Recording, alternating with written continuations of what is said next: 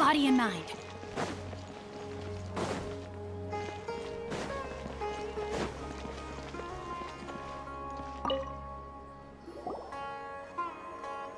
You're actually Nahida, aren't you?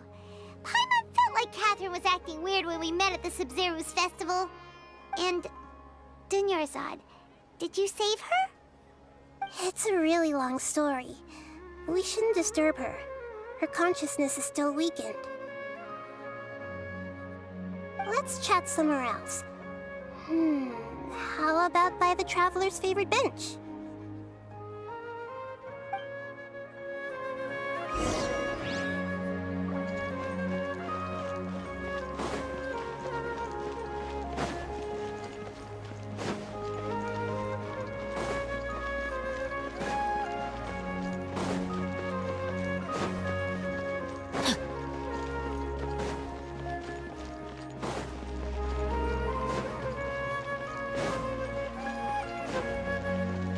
Body and mind.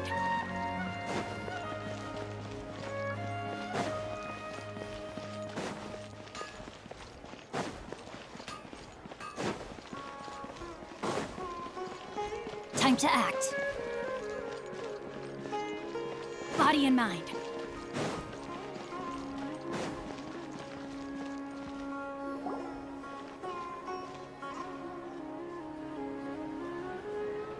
Let's talk about Dunyarzad first.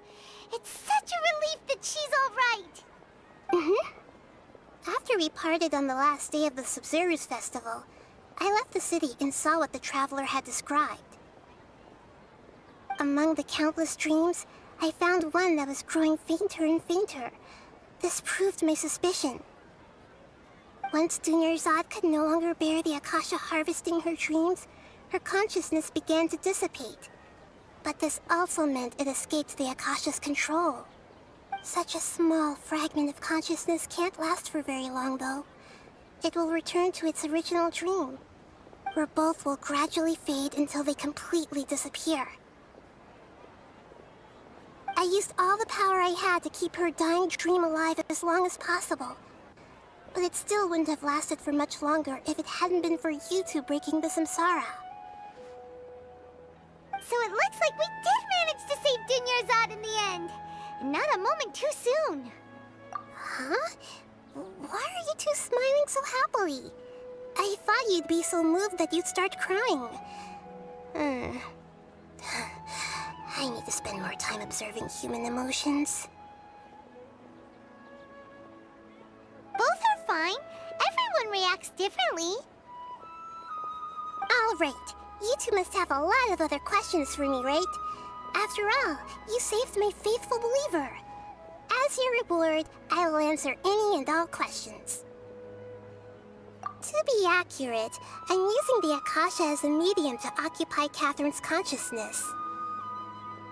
How did you do that?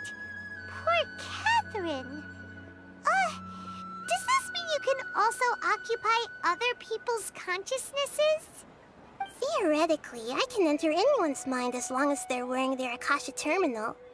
The Akasha is the legacy of Greater Lord Rukkhadevata. As Lesser Lord Kusanali and the first Akasha terminal, my consciousness has always been linked to the Akasha. I've always respected my people's free will, so I've never actually occupied their consciousness. When necessary, I just borrow this bionic Snezhnayan puppet. Hold on. Did we just learn some deep, dark secret? So Catherine is... No wonder Paimon felt something was off about her. What about your own body? Why do you need to borrow other people's? Don't you live in the sanctuary of Surasthana? That story begins a long time ago. After Greater Lord Rukkhadevata disappeared, the sages found my newly born self and took me back to Sumeru. At that time, I was young and weak. The sages kept me in the sanctuary of Surasthana, ostensibly for the sake of protecting me. But I've hardly heard from them since. However, I do understand that they had hoped to find Greater Lord Rukkhadevata instead of me, a symbol of her passing. So the sages basically put their new Archon under house arrest? How dare they! Why don't you teach them a lesson, Nahida? In some ways, they aren't wrong. Greater Lord Rukkhadevata was omniscient and omnipotent. Even after her death, the Akasha is still empowering this nation. And I'm still really far away from being able to call myself the God of Wisdom.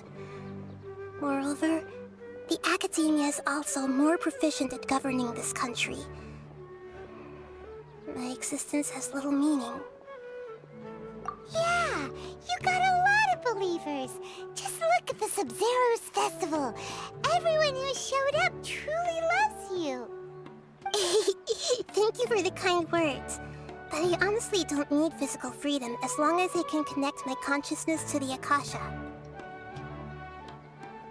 Trying to find a way to save Irminsul is my life's mission and top priority.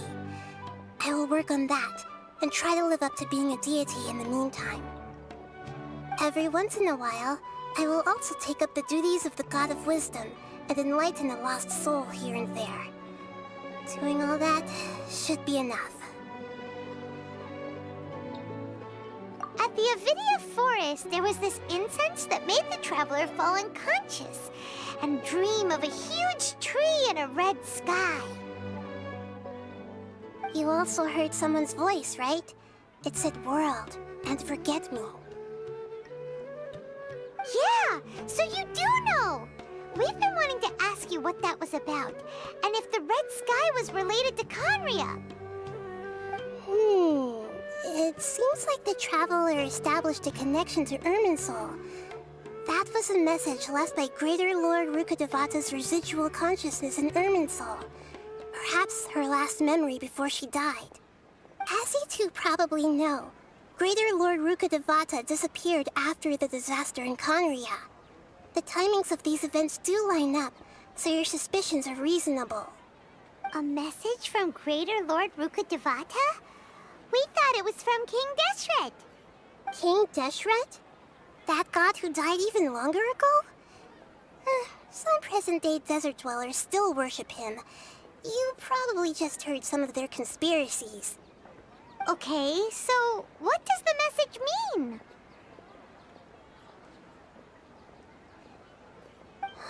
I still haven't managed to decipher it.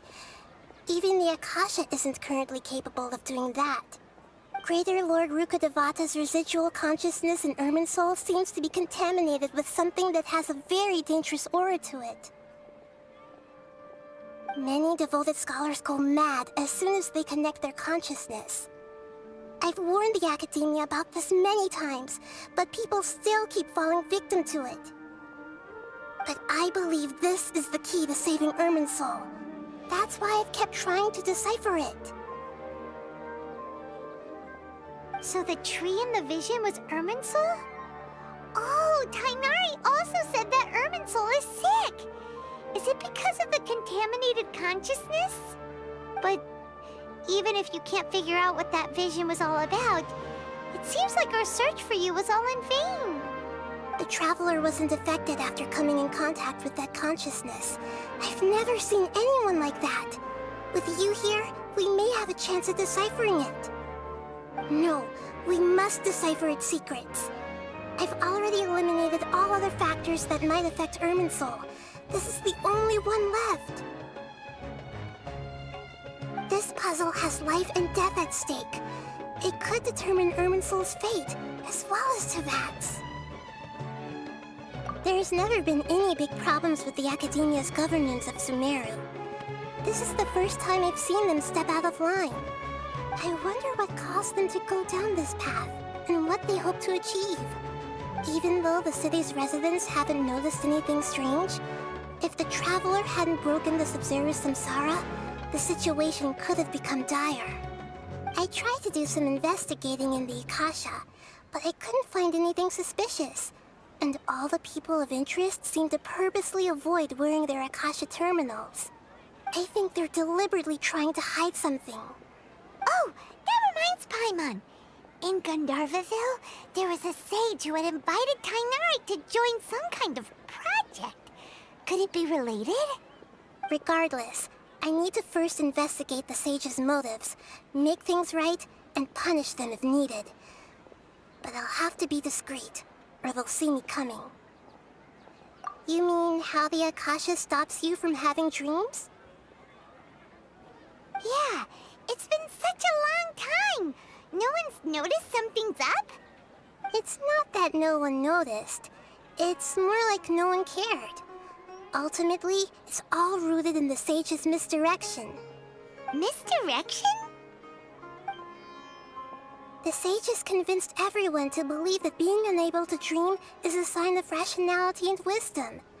Not dreaming is a badge of honor in Sumeru. Even if the truth is that their dreams are being reaped by the Akasha. With their propaganda in place, the sages can maximize their use of the Akasha to facilitate their research. Besides, Greater Lord Rukkhadevata must have created the Akasha in the hopes that it could be used to its full potential. That's why I've never come out strongly against this. Anyway, the perspective advocated by the sages drowned out any voices of doubt. By now, even those who never use Akasha terminals find it too shameful and embarrassing to talk about their dreams. Got it! I hope my answers were satisfactory, seekers of knowledge. To be honest, maintaining Dunyarzad's fading dream took a lot of mental energy. I think I may need to rest for a while. Oh, and you don't need to worry too much about the sage's activities for now. The Akasha won't be able to conduct another project on the scale of the Sumeru Samsara in the immediate future. Go and get some sleep. Leave everything to us. What a relief. This is truly the most exhausting birthday I've ever had. Traveler? Paimon? Why am I here? Do either of you know? Maybe you were sleepwalking. You know you can't wake up a sleepwalker. We happened to walk by, so we thought we'd wait for you to wake up. I see. Huh. I should visit my maintenance personnel sometime. Oh, I'm fine. I better go. Thank you.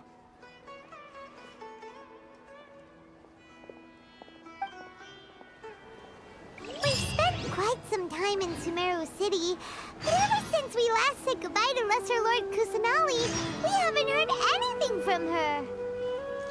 Oh, we can't just keep waiting around like this. Let's go find Catherine and pick up some work so we can at least keep ourselves busy.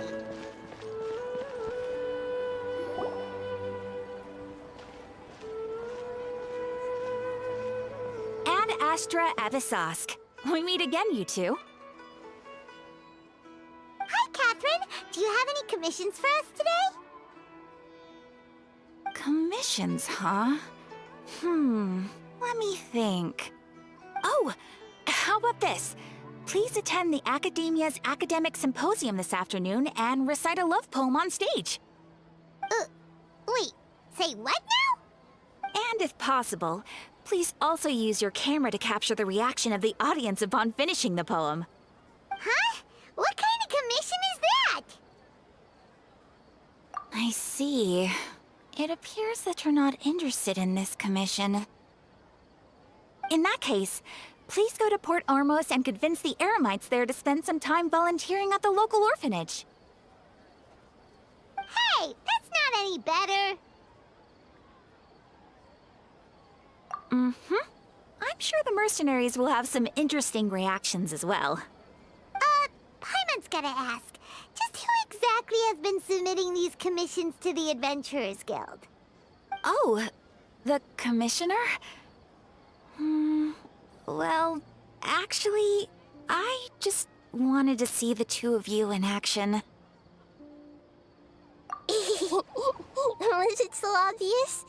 I was hoping you would actually take one of those commissions. That kind of chance to observe humans doesn't come by often. Ah, so it's Nahida. Paimon just knew Catherine wouldn't crack those kinds of jokes. When did you get into her head? From when she said, ad astra abyssosk? So it's been you this whole time? Are you done resting up, Nahida? Yes. I've been sleeping ever since we parted ways, and I even had a really, really long dream. It was another dream about the Sumeru's festival, except it was a happy one. In my dream, I was sitting in the middle of a flower terrace, and everyone in Sumeru City was holding hands as they danced in circles around me. They danced round and round, and everyone looked really happy. I also got to sit on a gigantic flower carriage. Ferris, the Knight of Flowers, raised me really, really high above the ground, and I was throwing an endless amount of Yalda candies at the children. You know, Nahida, maybe your dream is how the Sumeru's festival really should be. It's meant to be a joyous time where everyone gets together to celebrate your birthday. Huh? Wasn't I describing a really happy dream? Why are you both looking at me like that? Wait, could this be an example of the emotion known as pity? No, we aren't pitying you. That would only make everything worse. We just don't want you to feel too sad. By the way, have you had a chance to visit Dunyarzad? How's she doing? The Homianis haven't allowed any visitors after the festival, so we haven't been able to check on her. Yes, I paid her a visit right after I woke up. She was resting at the time. Her condition is stabilized. However, since Elazar is a manifestation of the withering on the human body, we can only cure it by finding a way to take care of Irminsul's own withering. But for the moment, our top focus should still be figuring out what the sages are up to and what they're planning. Right.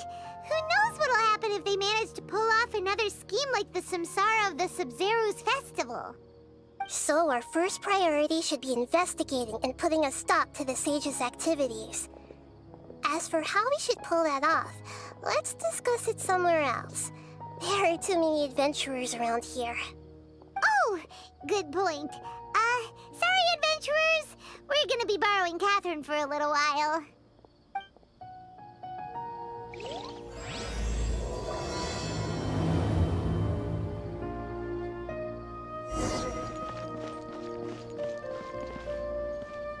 Let's continue our chat here.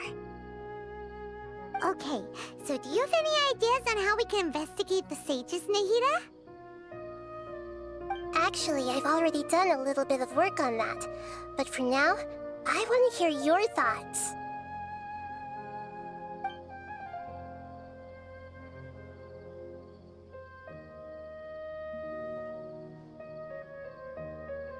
I've already tried that, but all the key members of the Academia, even the core of 30 guards, intentionally avoid wearing their Akasha terminals. It seems that from the very beginning, they've been guarding against info leaks from the Akasha. Of course, it could also be because they're wary of me. Have you already caught the sage's attention? I'm guessing not yet, but distrusting me would make perfect sense if they've ever paid attention to the urban legends about me. In any case, I probably can't take over their minds directly.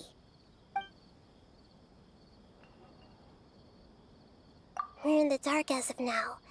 Since we still don't know anything about their goals, any rash move could tip them off and lead to terrible consequences. After all, every person in Sumeru City is one of their hostages.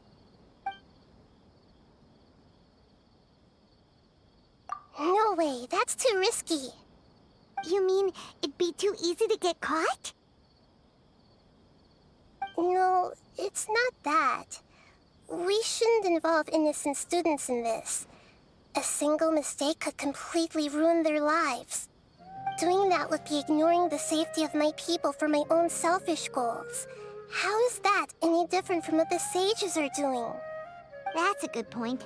Spoken like the god of Sumeru.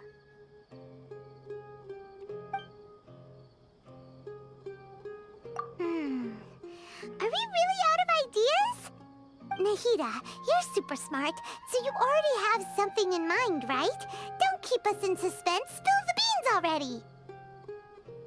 According to a popular theory from the Vahumana Darshan of the Academia, rejecting impractical motions at the beginning of a planning session will give more weight to the actual proposal. Okay, but aren't you the god of wisdom? You don't have to use that kind of gimmick to make us take your ideas seriously. Well, I've been thinking that if I can't directly possess the leaders, and if I can't get ordinary people involved, then I should find someone who's already involved, but hasn't decided to side with the sages. You're saying we should recruit a spy? That does sound like it could work. Oh, before coming back, we met someone named Alhaitham. He seems like he acts alone, and he likes doing stuff behind the Academia's back. They probably aren't in cahoots. Actually, I already have someone in mind. Do you still remember that female scholar named Setaria? Setaria. Paimon remembers now. Isn't she the one who's always trailing behind the Grand Sage of the Academia? We ran into her basically every time the Sumeru festival repeated itself.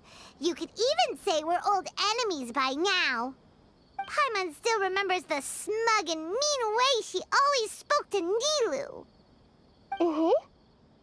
I've always liked observing all kinds of people, and Setaria has always stood out from the crowd. She was born in the desert and was hailed as their greatest genius. Her academic gifts allowed her special admission into the Academia, and also gave her the opportunity to serve as the sage's assistant. Oh, Paimon didn't know she was from the desert. She must be pretty special then. Paimon feels like most of the desert dwellers around the city are working as mercenaries. The name Setaria means star. When she lived in the desert, she shone like the brightest star in the night sky. Later on, she was chosen by the sun. The star was given a place in the daytime sky to complement the sun's dazzling light. Soon after, the star witnessed the sun scorching the earth, which brought forth many disasters. The star began to waver. Instead of staying beside such a sun, wouldn't it be better to return and light up part of the night sky? But in the end, she couldn't give up the radiance of daytime. To cope with her shame, the star buried her guilt and closed her eyes. From the sound of it, Setaria's just hung up on the research opportunities here.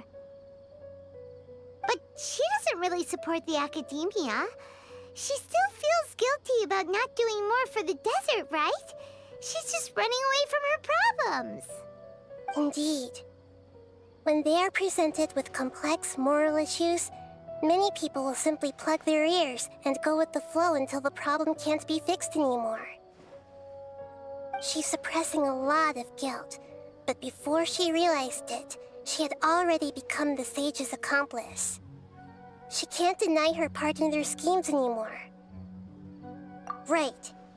We must somehow make her face her problems again. That way, not only can we get useful intel from her, but she can also use it as an opportunity to redeem herself. From my past observations, Setaria will take a day off from the Academia every 10 days to do some shopping in the city. Tomorrow afternoon just happens to be a shopping day for her. That'll be our chance. To prepare, let's go check out some of her favorite spots, and have a quick chat with a few of the vendors there.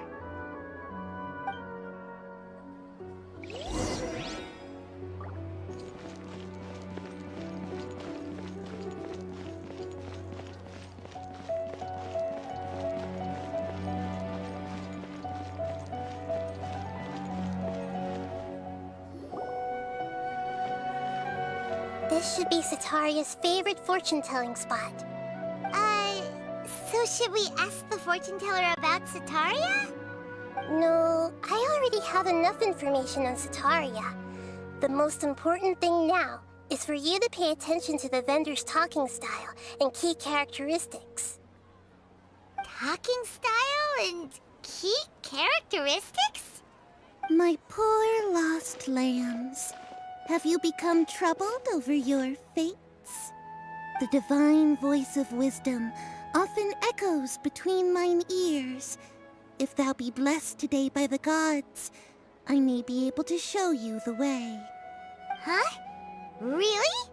Nahida, you've been whispering things to her? Shh. My friend here has some doubts regarding his future. Can we get a fortune reading for him? Of course, of course. In that case...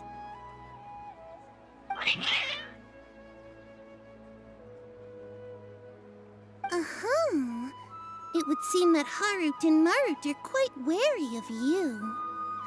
Perhaps, at some time in the past, you have somehow offended the gods. Only mocking the god of Animo, questioning the lord of Geo's financial savviness, and brawling with the god of Electro. Do those count? Oh, nothing. Go on, pick an aspect for her to divine.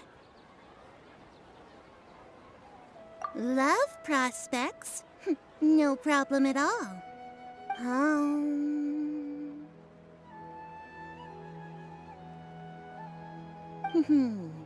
The gods have spoken. The truth shall be revealed. One who is fated to cross your path will appear on...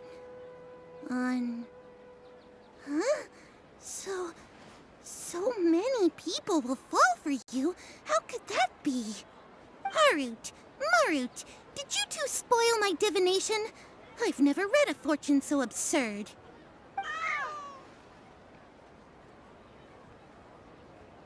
Actually, Paimon thinks this is probably the most accurate fortune-telling you've ever done.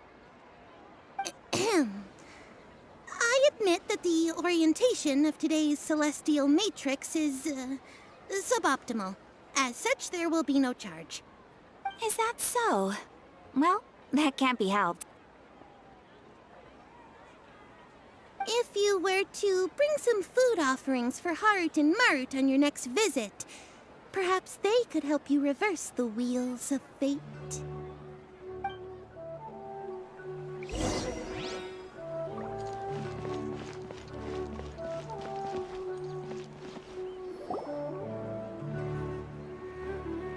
Is this another one of Sataria's favorite stalls?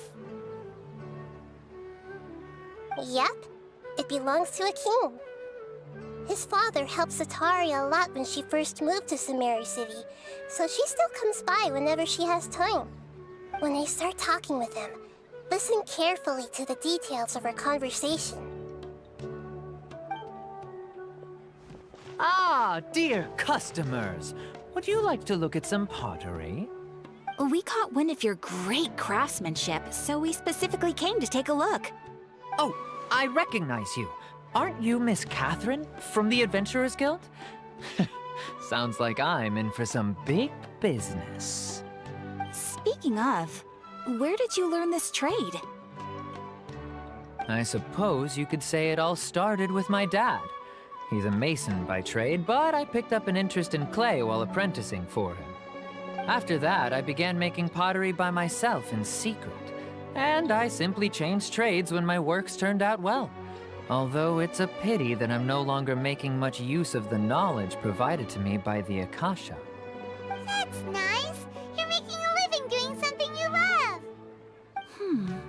So is your father still working as a mason? Oh no, not anymore.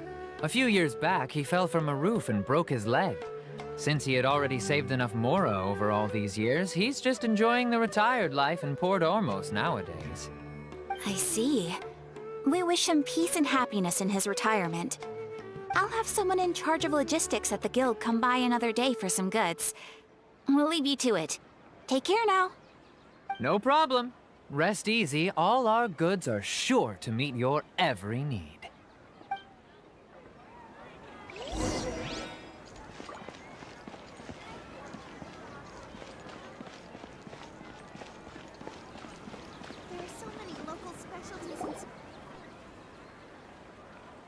This should be our final stop.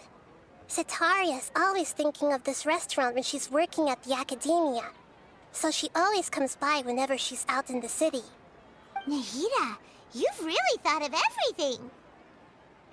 It's my duty to protect Sumeru's citizens, after all.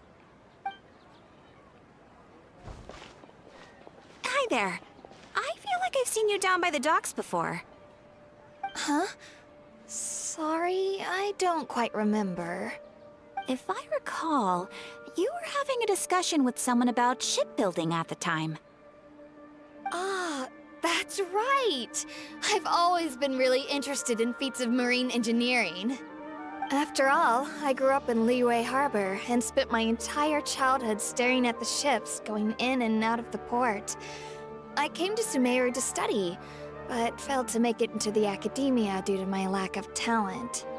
But I'm still discussing all kinds of problems with different scholars, and I'm continuing to study and perform research from the restaurant's basement. I'm sure I'll get to the academia after their next round of exams. What an admirable spirit for learning! Amazing! Sure, but you'll find hardworking people wherever you go. So this restaurant has a basement as well? Huh. First I've heard of it. That's right. It's not usually open to patrons. Most of the time, employees use it for breaks or to hold private events. I see. Yes, that makes sense. Well, good luck with your studies, Miss Chishan. Thank you so much. As long as I can make it into the academia as an official student, I'll be happy.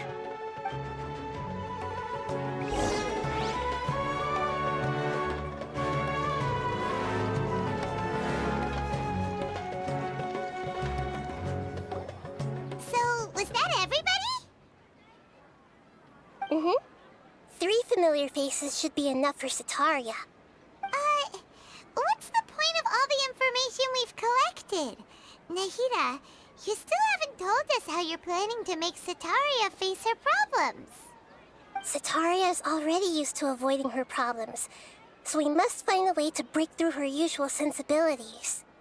I remember you mentioned that the Eremites in Port Ormuz are all making a fuss about the upcoming resurrection of King Deshret.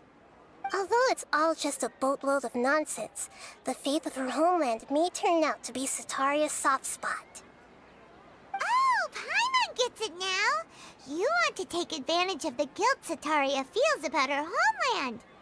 Although she knows she should return home to help the people of the desert, all she's done is conspire with the sages. So how do we set that up? Well, King Deshret is long gone, and Sitaria is also too smart to fall for any simple tricks. If we simply engaged her under the guise of King Deshret's believers, she would definitely be wary of us, and we may not get anywhere. But if we were to borrow some of her close acquaintances to talk with her, her reaction would probably be very different. So, you mean you're going to possess those people we just talked to? Yep. Possess them through the Akasha. Imply they've already converted to the faith of King Deshret, and then convey our made-up will of King Deshret.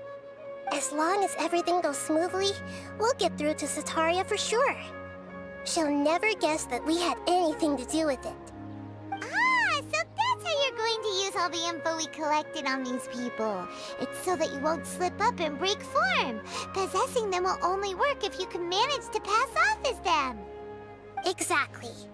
So, best of luck with impersonating them. Huh? Best of luck? But we don't know how to possess anyone. That's no problem at all. I'll just share all their senses with you once I've possessed them. As long as you're also wearing an Akasha terminal, the effect will basically be as if you've possessed them yourself. Huh. That is pretty convenient. But why does he have to do this? Can't you do it yourself? Although I've been observing humans for a while, I've never been good at imitating them. You're not wrong. It's always been painfully obvious whenever you try to pass as Catherine. If it was at all possible, I would have preferred to leave these people alone. But seeing how things are now, I probably should just accept it and push on. Yeah, don't beat yourself up over it. We're only doing this to help everyone, and we'll only be borrowing them for a little while anyway. Alright, then let's give it a go tomorrow afternoon.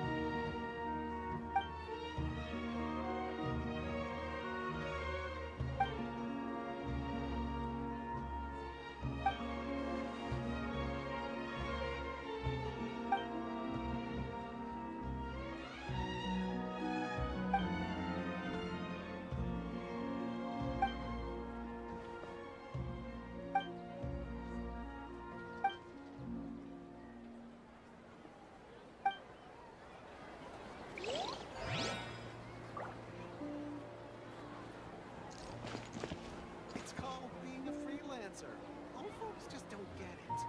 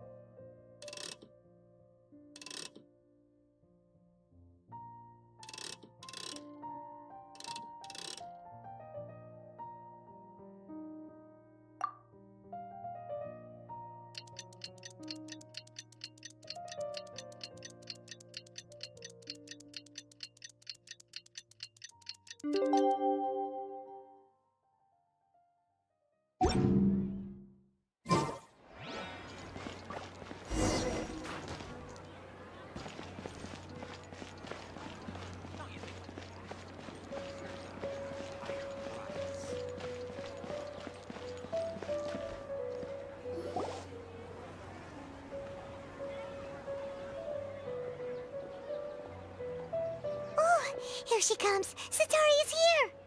Let's quietly follow her. Once she starts talking to her acquaintances, we'll find a safe spot to begin possessing them. As for how we'll sway her to our side, I'll leave that to you. I trust you'll know what to say. Paimon's starting to feel kinda nervous. Okay, let's go. Looks like they've already started talking. Let's find a hiding spot and get started.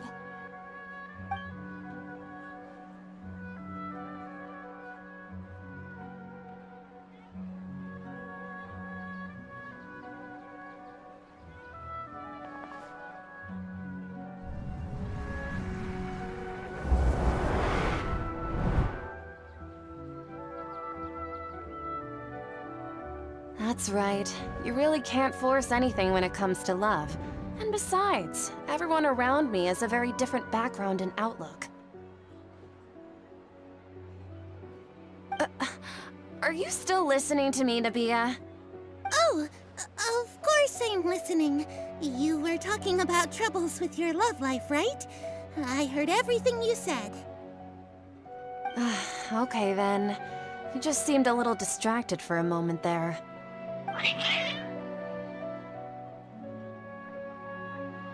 Strange. Your cats seem pretty worked up. Is something wrong? I always thought they were quiet, happy kitties. Oh, what are their names again? Ah, that's right. They are just little darlings, aren't they? Harut and Marut. So, which fortune do you want me to read for you today? You must have come for another echo of the divine voice of wisdom. I'd like to get another reading on my love prospects, but to be perfectly honest with you, I feel like I've been a real mess recently. A mess? Well, Could you do a reading on how long it'll take me to finish my current project at work? I really just want to get it over with. I hear you. No problem at all. The gods will reveal the truth.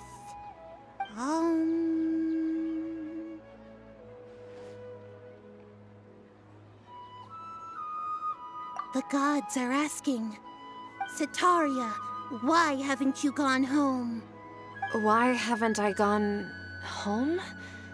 Do the gods really know everything I've been thinking about? Setaria, why don't you just go home? It's a demand now instead of a question. The gods seem to be truly upset. I'm sorry. I know I failed the gods. Please pass on my most sincere apologies and ask for their divine forgiveness. And if I may ask, Nabia, is there a specific god who's speaking to you right now?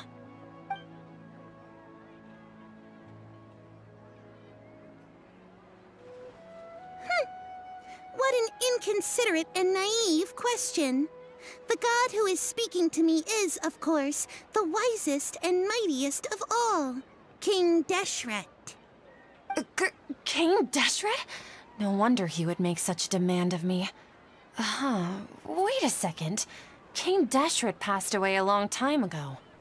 Even though news of King Deshret's resurrection has been spreading like wildfire, it's all just a misinformation campaign from the academia. How can King Deshret still exist in real life? What insolence! I am King Deshret's most loyal believer. Do you wish to refute his voice of wisdom? Oh, no. As a child of the desert, I am only reveling in his power upon learning that his divine glory has touched even this city. I will think very carefully about his demand of me.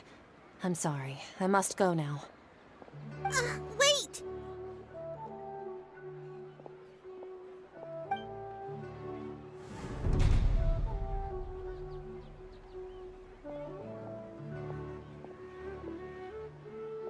Whoa! She just ran off in a hurry. She looked pretty upset, too. Well done. Setaria didn't seem to suspect anything amiss. To have something she's been trying desperately to avoid show up out of nowhere and berate her, that must have shaken her to the core. Aw, Nahida, it seems like you understand human emotions really well after all. All I know are some abstract Harvard-taught theories. And in any case, my time with you has shown a lot of them to be utterly useless. I'm still trying to make sense of everything. Anyway, enough of that. Let's hurry and catch up to Setaria. He's at Akim's now, right on cue. Let's get ready to possess him right away!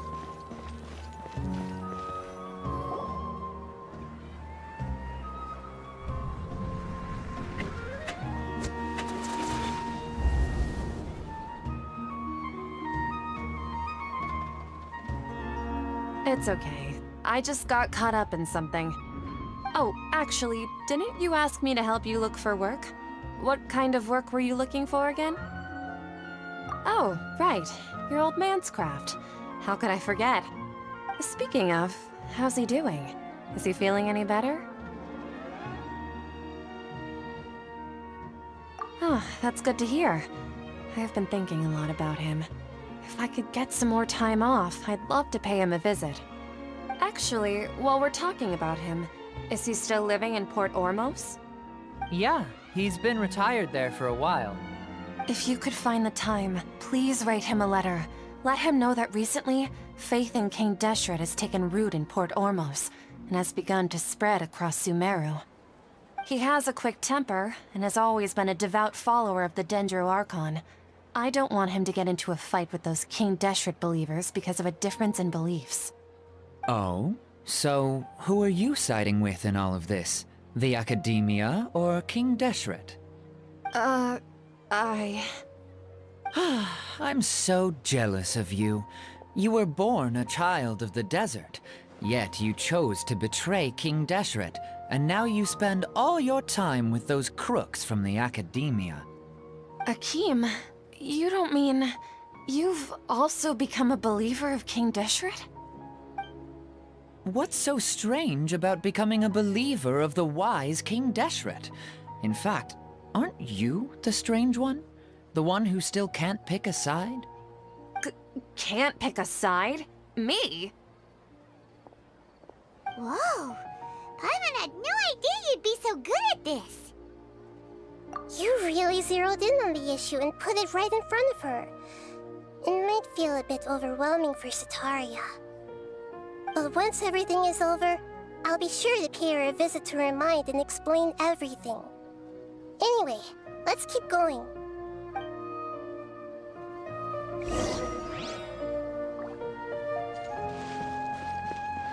Come on! Sitaria's...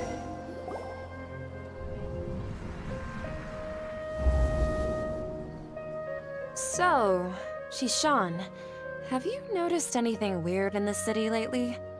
Like, as if someone was trying to preach to you about something?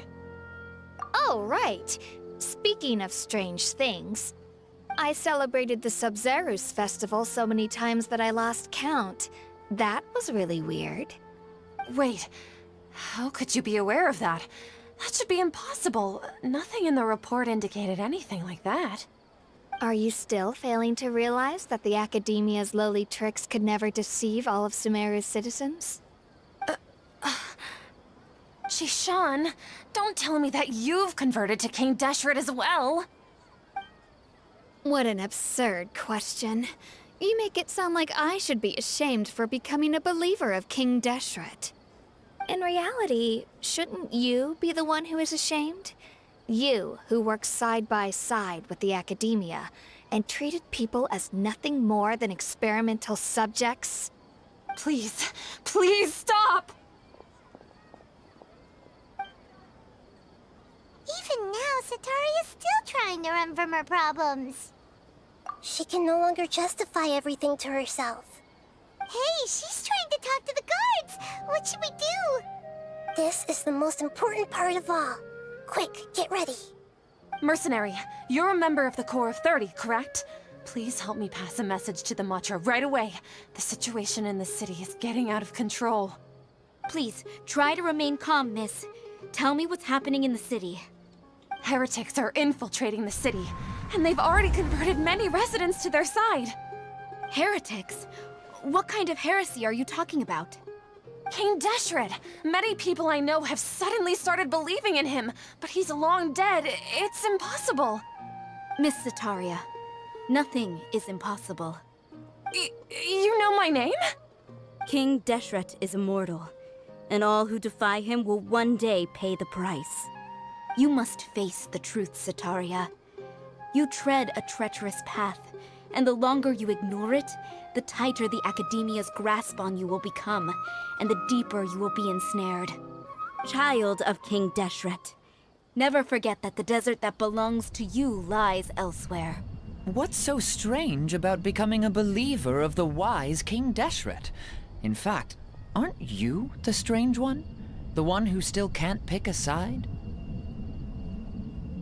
What an absurd question. You make it sound like I should be ashamed for becoming a believer of King Deshret. Sitaria, why haven't you gone home?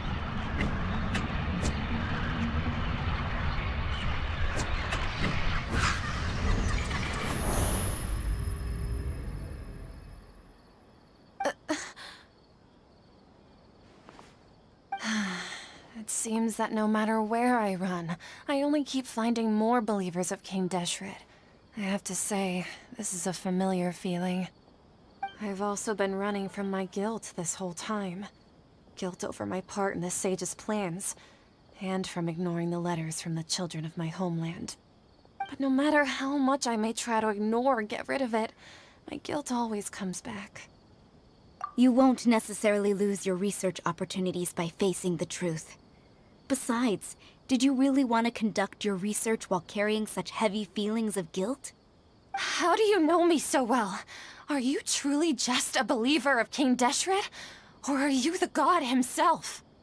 That's not important. The important thing is to pass judgment on the Academia and its sages, and to correct their mistakes. If you could provide some assistance in this matter, perhaps it could serve as a form of atonement. I've actually never believed in the gods, but I've always believed in serendipity. Your appearance must be a fated opportunity for me to get out of this wretched situation. Please tell me, what can I do for you?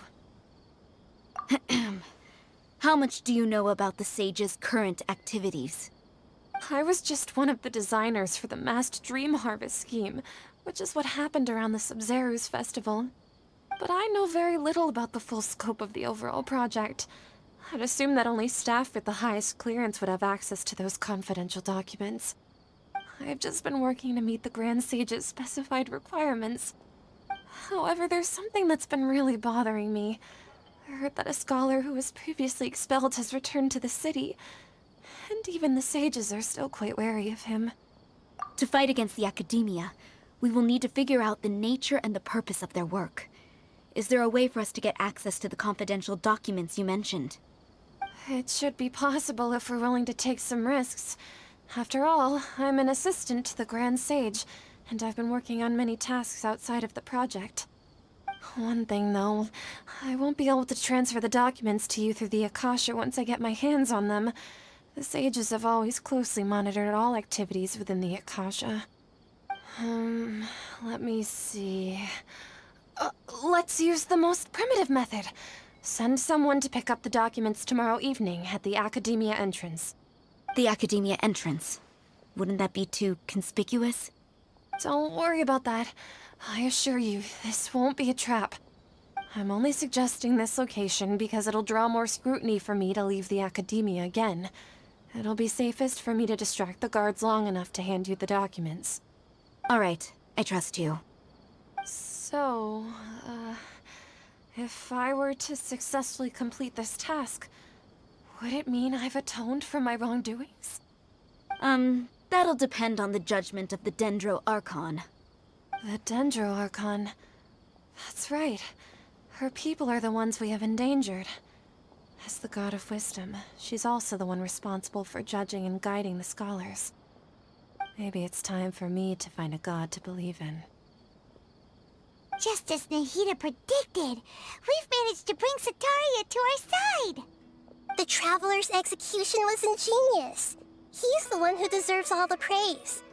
Well, now that we've made plans to meet again tomorrow evening, all we can do is pray for Sataria's mission to go off without a hitch. Pray? But if we're going to pray to the gods, aren't we just praying to you? God of Wisdom and Guardian of the Scholars? No. The truth is the true Guardian of Scholars. I've always believed that. Anyway, let's meet again tomorrow evening at the Adventurers Guild.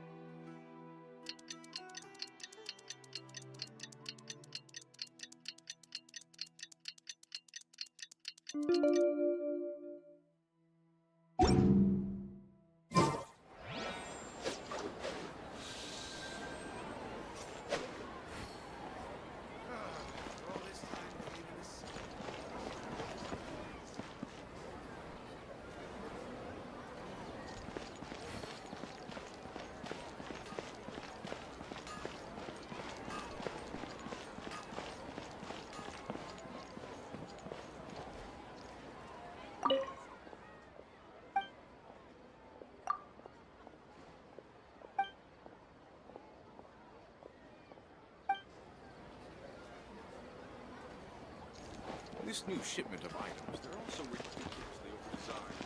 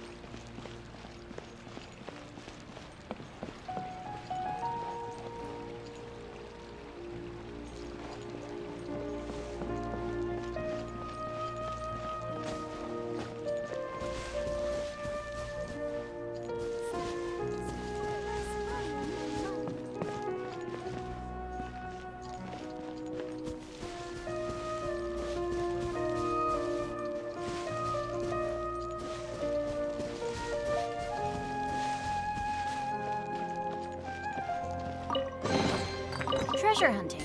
A valiant endeavor.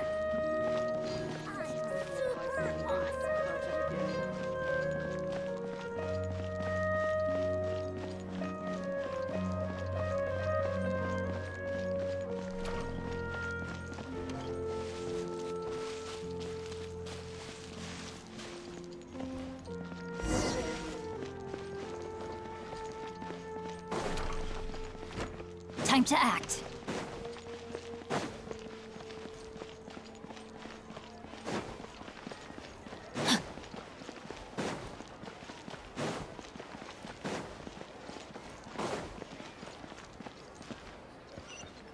Time to act. Catherine, we're here! Oh, you are the other Catherine, right? That's right. I suppose I'm the other Catherine in your mind. Shh! We're on a secret mission tonight, so we need to protect Catherine's identity. Yep, Paimon's right. We cannot fully rule out the chance that the meetup tonight is just a trap. If something were to happen, my existence may be the only trump card we'll be able to play. After all, the academia should still be unable to confirm the existence of my consciousness in the outside world. Yep, exactly. Just what Paimon was thinking. Anyway, enough about that. Let's just make sure to be on our guard. Off? What do you feel is off? It's the middle of the night. Of course it's quiet. You're not getting paranoid, are you? No, I think he's right. It really is a lot quieter than usual. If you look around, there seems to be fewer people on the streets. I'm not sure if this is the case for the entire city, though. Huh. Maybe it's just a coincidence. Maybe Sataria figured out a way to not only distract the guards, but also to get everyone to go to sleep early, just so we can exchange the documents in peace. I also can't quite figure out why things feel a little off. But now that we're here, let's go ahead and meet her as we planned. Well, regardless, as long as you're here with us, Paimon feels a little safer.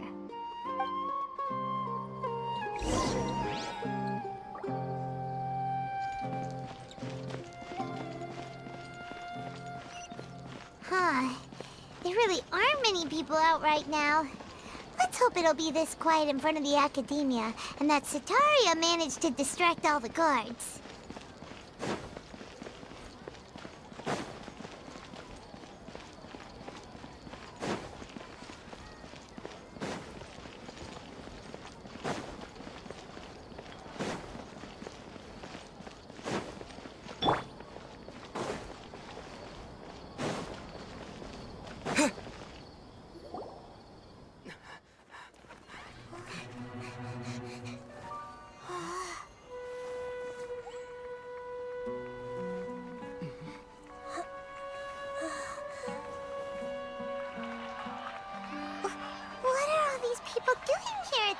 of the night. Ah, the triumphant hero returns at last. And to a rather spectacular welcome, even if I do say so myself. You're the outcast, expelled from the academia. Indeed I am. Although these days they tend to call me the Doctor.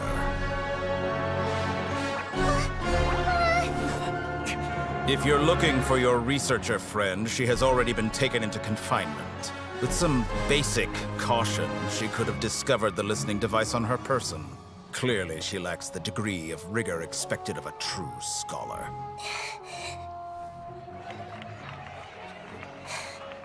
The people of Sumeru City. What have you done to them? I simply made some minor adjustments to their Akasha terminals. Now they can deposit information directly into the subconscious.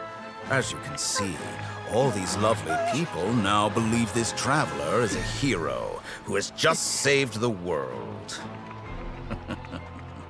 My experiment is a success.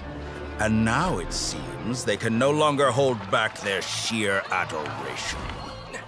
Oh no, what should we do? These are all just regular people. Leave now. You need to get out of here. But that guy's a Fatui Harbinger. We can't just leave you here. Nor can I abandon the people of Sumeru.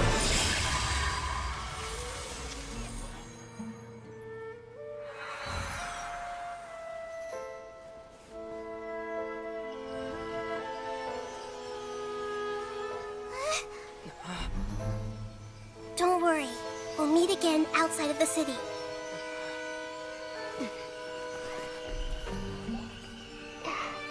I see. You appear to have overridden their mental faculties with your own consciousness. To possess such a powerful mind, you must be the god of wisdom.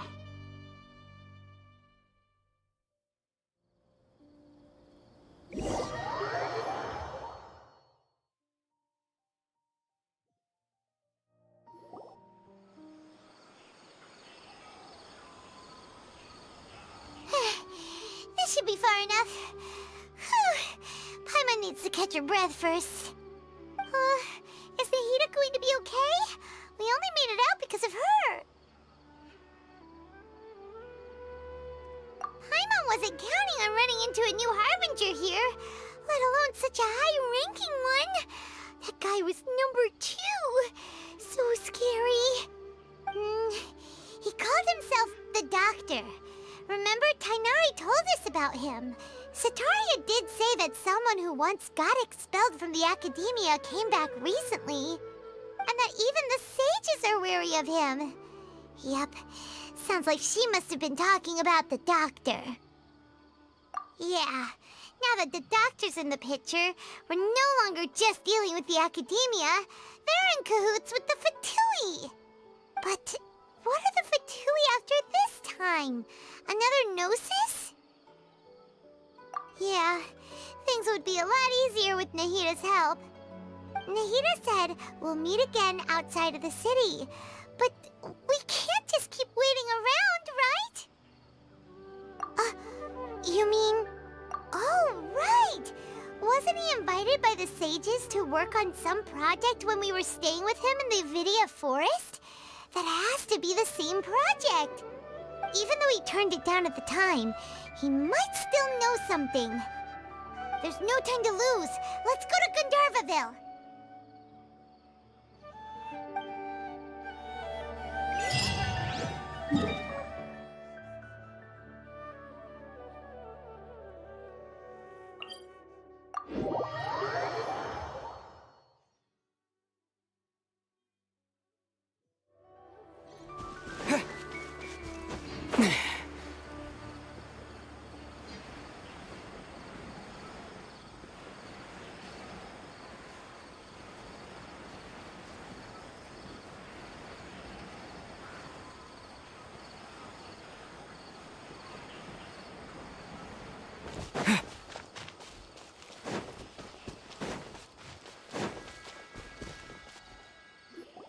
it right there. A blonde-haired traveler and a floating fairy. We've got you all right. Take a look around. You've fallen right into our trap. Are you mercenaries from the Corps of 30? Did you come here to arrest us? Corps of 30? We're nothing like those government lapdogs who don't even get scraps for their work.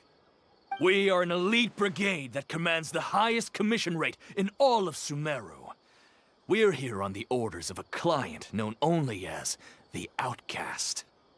The Outcast? An outcast from the academia? But why wouldn't the doctor just send the Fatui after us? Still wasting time on idle chit-chat. We'll shut you up soon enough. Get them! You're up, traveler! Following orders. New punching. A touch of frost. Ring cutter!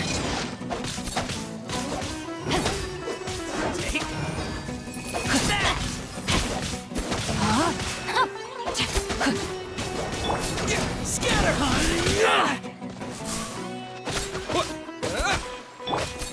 I'll need force my blade.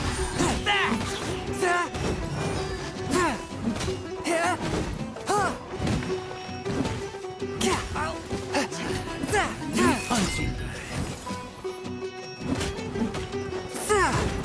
From whence you came.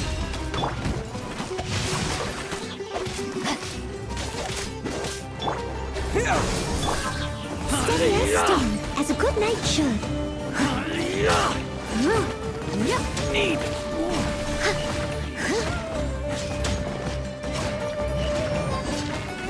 Need. Swift and merciful.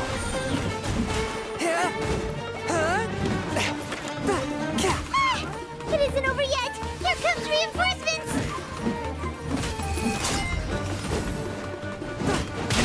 But how?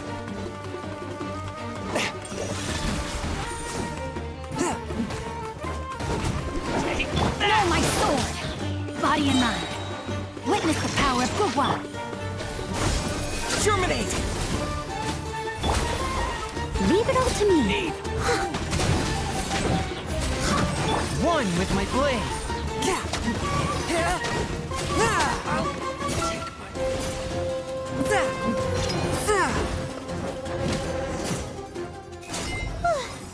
That was pretty rough. Is that what elite mercenaries are like? Yeah, looks like we'll have to keep our guards up.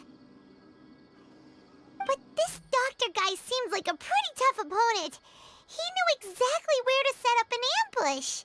Did he predict that we would try to find Tainari? Going up against smart people is tough. Anyway, let's keep going.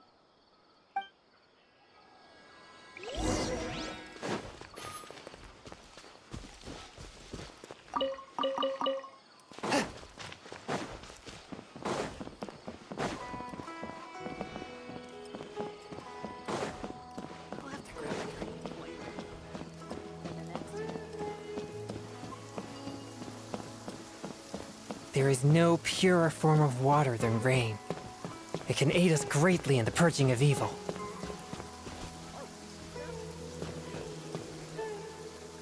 Oh, it's the Traveler and Paimon.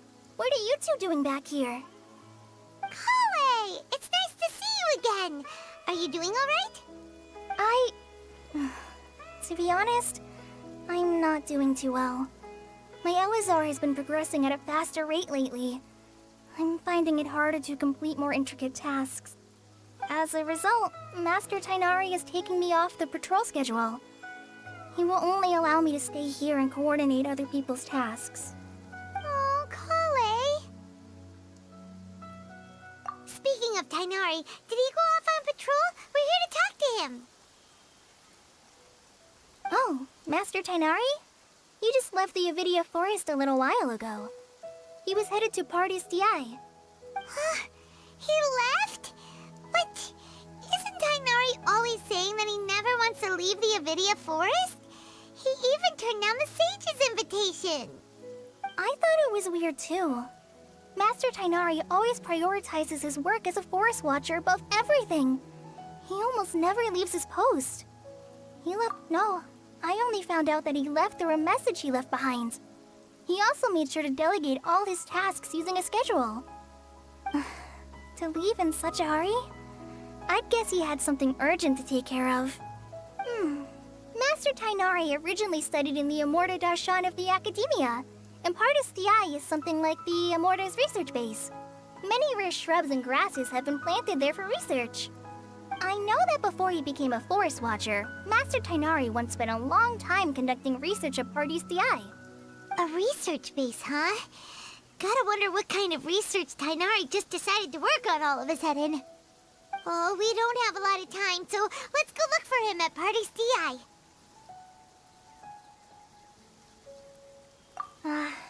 Don't worry. I'm fine. I'm used to living with Elazar by now. If you run into Master Tighnari, please send him my regards. Got it. Will do. See you later, Kale.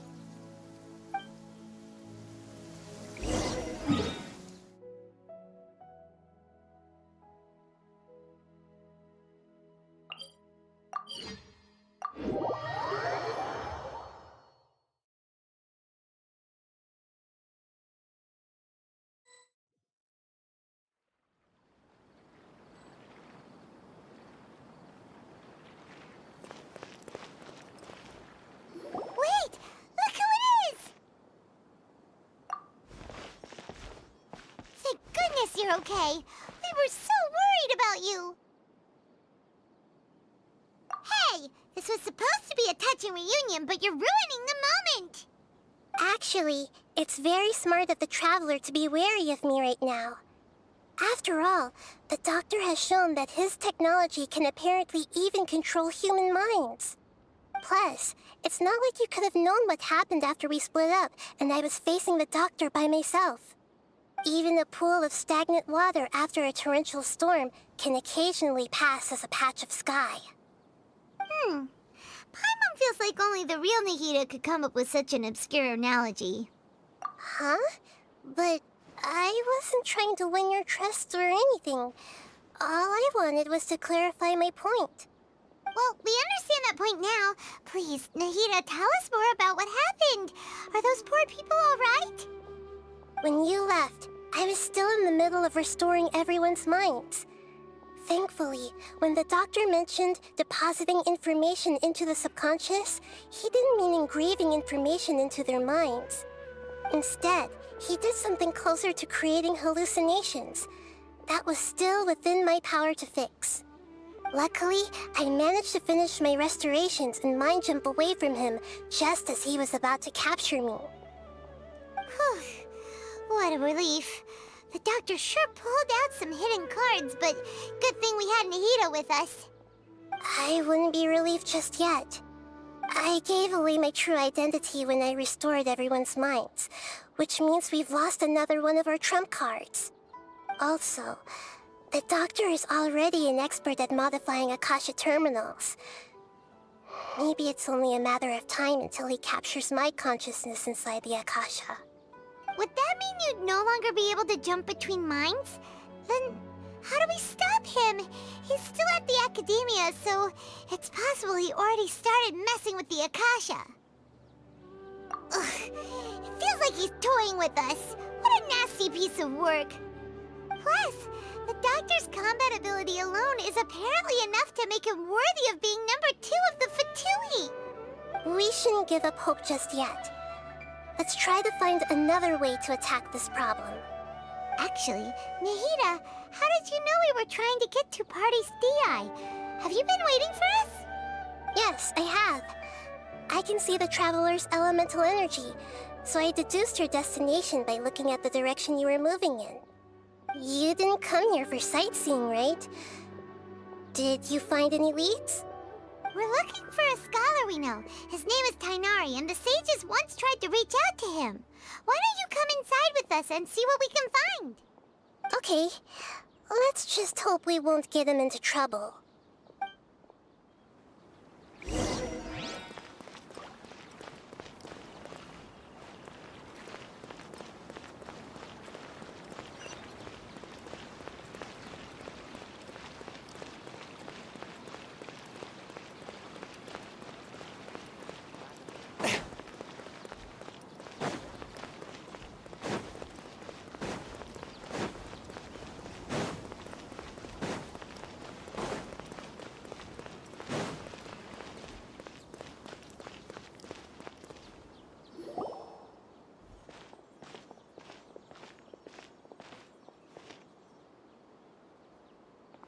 Traveler?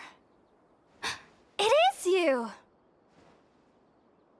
Ah, it's Hypatia! Ah, what a pleasant surprise! It's so nice to see the two of you again. Who's this? She's a scholar we met in the Avidia Forest. When we last saw each other, she was still training in the... what's it called? Satyavada life? Oh, I see. That's right, we're old friends. You've come at just the right time. Ever since I've come here, hardly anyone has even talked to me. Hypatia, you're way too excited about this. Actually, for you to leave the Avidia Forest means... you're not in training anymore? Wait, no. Did you already finish your training and reach Paripurna life? What do you think? My consciousness has already managed to make contact with the divine.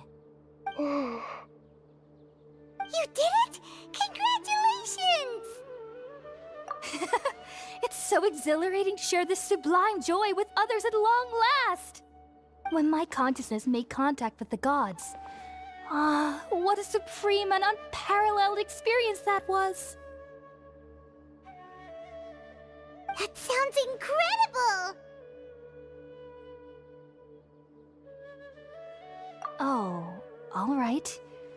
Actually, please wait. I haven't forgotten my promise to you. Remember? I promised to help you understand what you saw from Irminsul once I gained deeper insights. My current self has not only gained true insight, but I can even help you establish a direct connection to the consciousness of the divine. You can do that? I've never heard of anything like that, but if you want to give it a try, I'll do my best to protect your consciousness during the process. Hold on. I brought some spirit-born ale with me. This is still a crucial part of the ceremony. We're using that incense again? All right now. Hold my hand. I'll help you establish a pathway to connect your consciousness. Okay. Ready?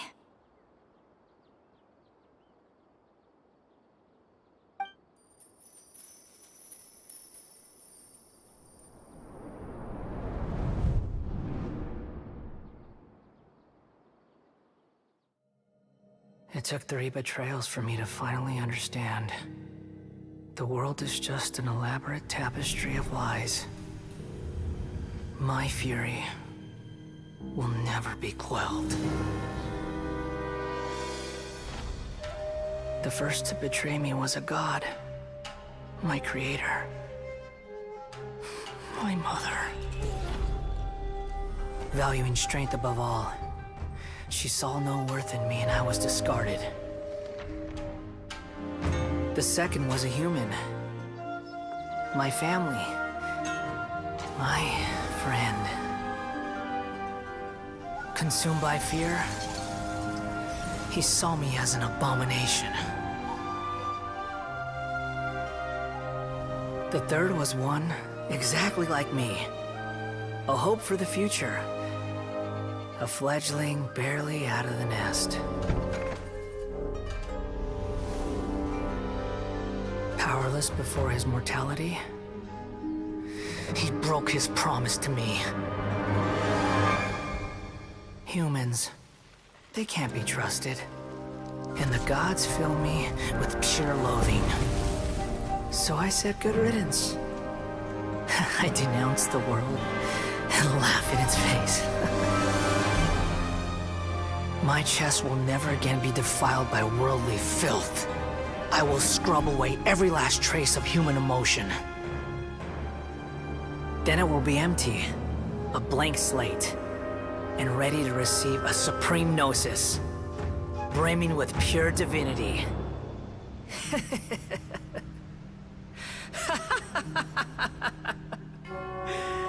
There is no need to fear. The pain will be brief.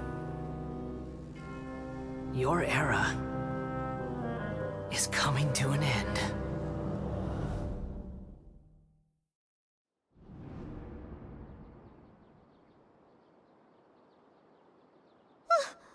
What was that?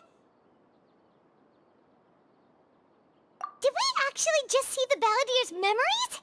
Everything matches what we know about him. But how is he connected to the divine consciousness that Hypatia was talking about? You saw it, right? You felt it, right? Such a majestic god! Such a noble will! Such sublime emotion! Alas, shame. If only that which beats within my chest wasn't a filthy mortal heart. Oh, great and merciful God! Please grant me forgiveness and salvation! Do you understand now? I'm afraid this is no periporno life, but rather...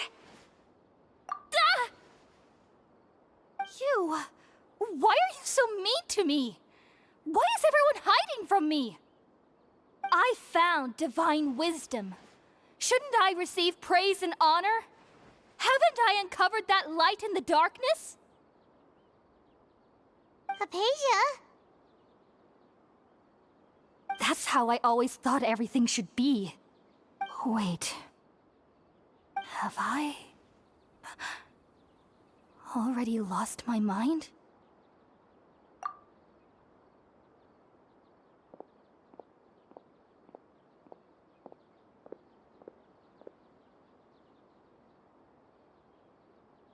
Wait, something isn't right.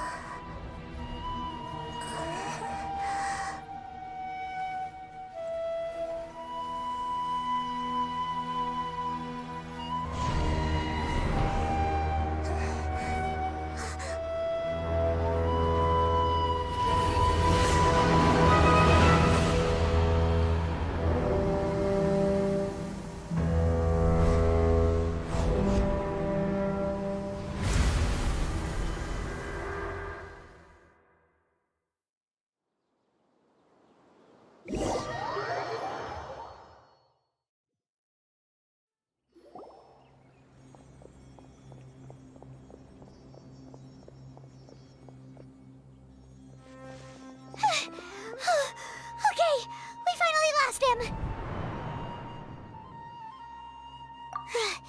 Are you okay, Nahida? Wait, no. Something feels different. You're back! Oh, the Traveler's back? Nahida was controlling your body for a while. It seemed like she jumped over to you as an emergency measure right before the Catherine puppet was destroyed. After that, Kainari heard the commotion and came over. He helped us defeat the mercenaries and then he ran with us all the way here. What? You swapped places? You mean your consciousness also went into Nahida's body? Wait, then where is Nahida's consciousness? Where is she now? I never imagined that an individual's consciousness could be transferred around like this. Had I not seen it with my own eyes, I would have never believed it. I don't think this can be achieved with current human technology. Also, while we were running, the consciousness in your body told me to pass on a message. She said, "The doctor has found a way to trap my consciousness, so I can't journey with you anymore. But even in a moonless night, a shower of starlight can still drown out illusions and lies." Oh no! Nahida's trapped in the sanctuary of Surasthana for good this time! Was that message all she left for us? It's pretty vague.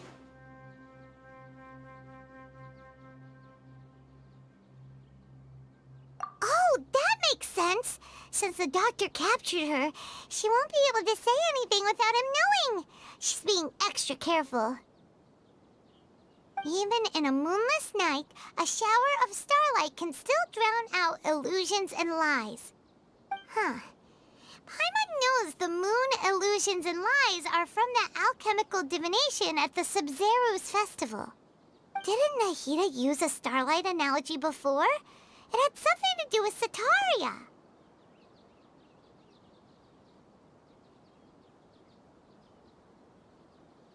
Oh, that makes a lot of sense. Huh. Do you think Nahida was telling us to go find help in the desert? But she isn't with us anymore. Think we'll be okay? Paimon, you said Sanctuary of Surasthana, correct? Does this mean that this Nahida you're talking about, the consciousness who was occupying the traveler's body, is the Dendro Archon? Your guess is correct, but the situation's a bit complicated, so it's really hard for us to explain right now. That's all right. A scholar's curiosity doesn't need to be appeased right away. As for the complicated nature of the situation, safe to say I have witnessed that for myself. I've spent some time with you, and it looks like the Dendro Archon's also on your side. So, I trust you. Thank you, Tainari. Oh, actually, we came here to ask you a question. What do you know about the project that the sages have been working on? Ah, that. While I was indeed invited to join that project, the sages were always secretive about its scope and goals, so I eventually declined. All I know is that the project has something to do with the restoration of Irminsul. Huh? Did you see something when you were in Nahida's body? What? Do you have any evidence?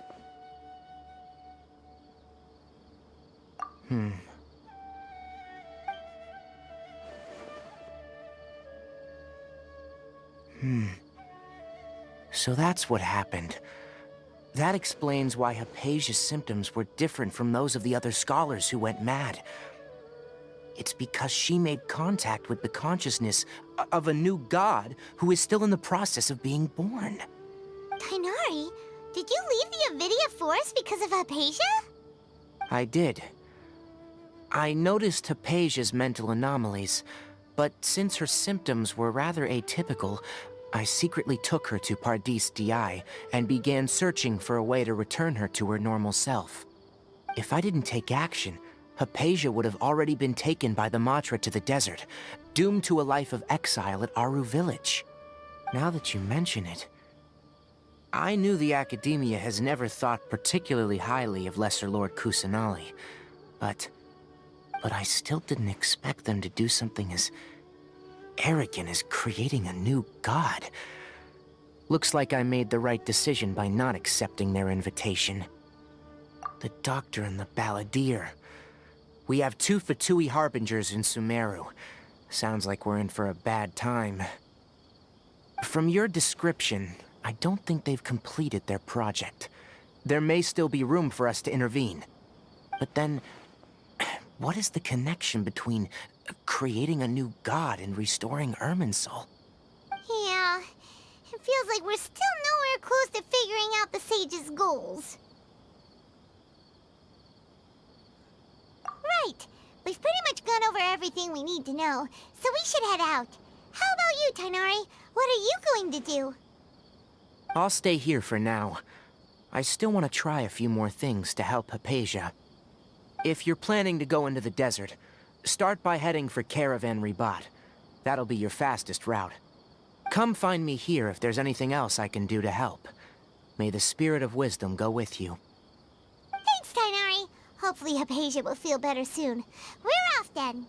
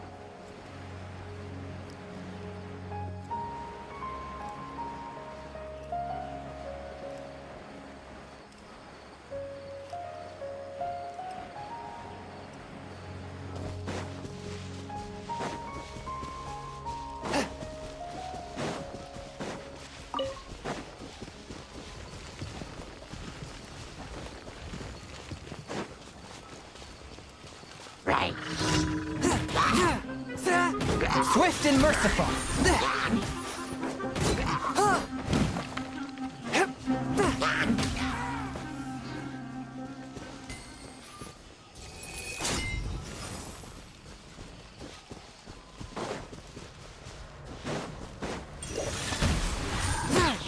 Submit for judgment. Propagate. I must leave no stone unturned. One with my blade.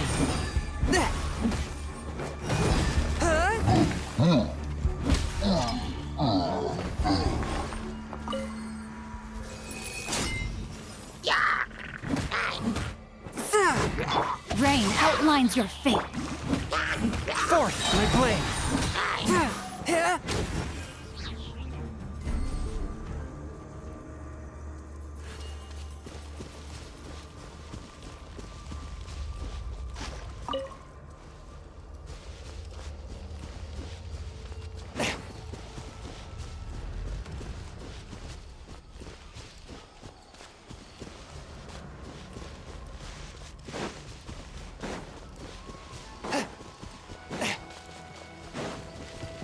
A touch of frost.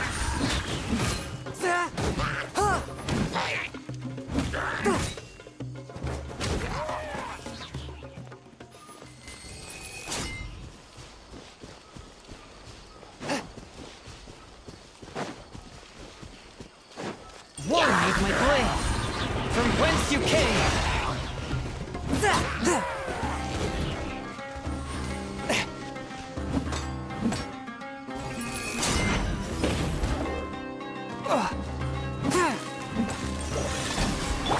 No, my sword!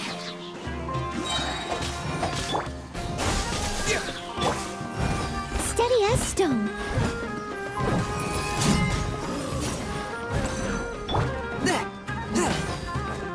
Forth my blade.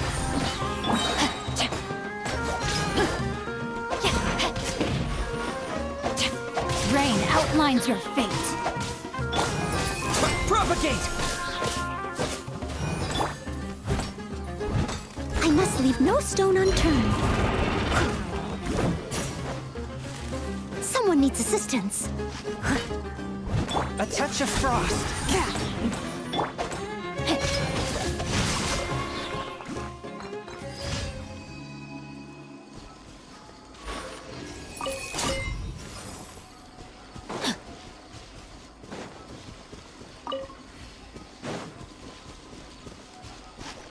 Time to act.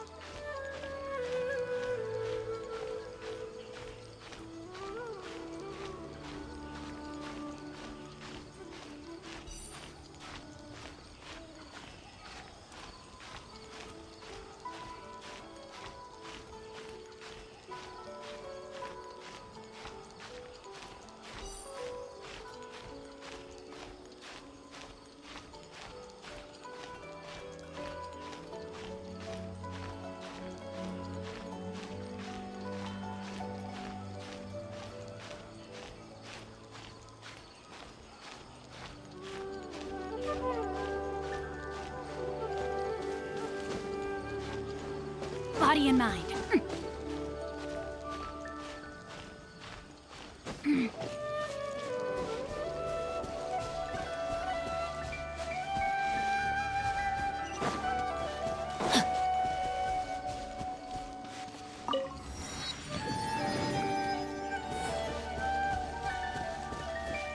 Time to act.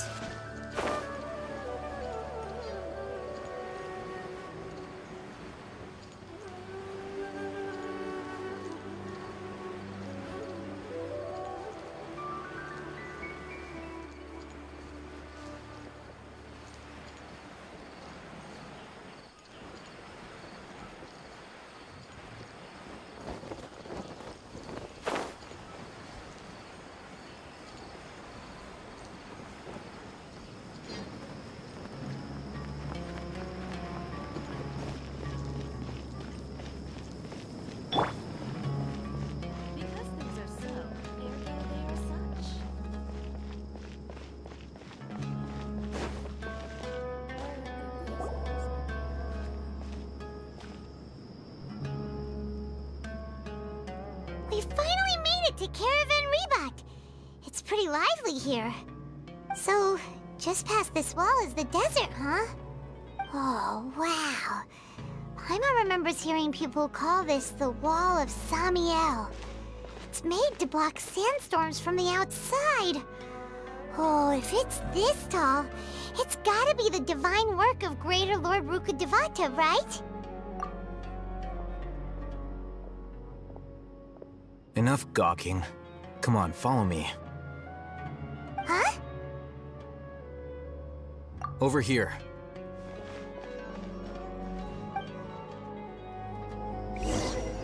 Oh, Haytham went that way! Let's hurry up and follow him. Wonder what he's up to.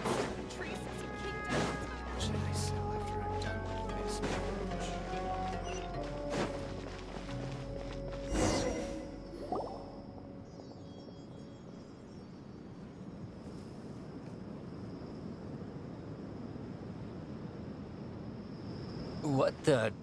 Where did he go? How did we lose him? They were just here a second ago. More Eremite mercenaries? Who are they working for this time? Anyway, Traveler, it seems like we were being followed again. You were too careless. You should have noticed those hopeless amateurs trailing you a long time ago.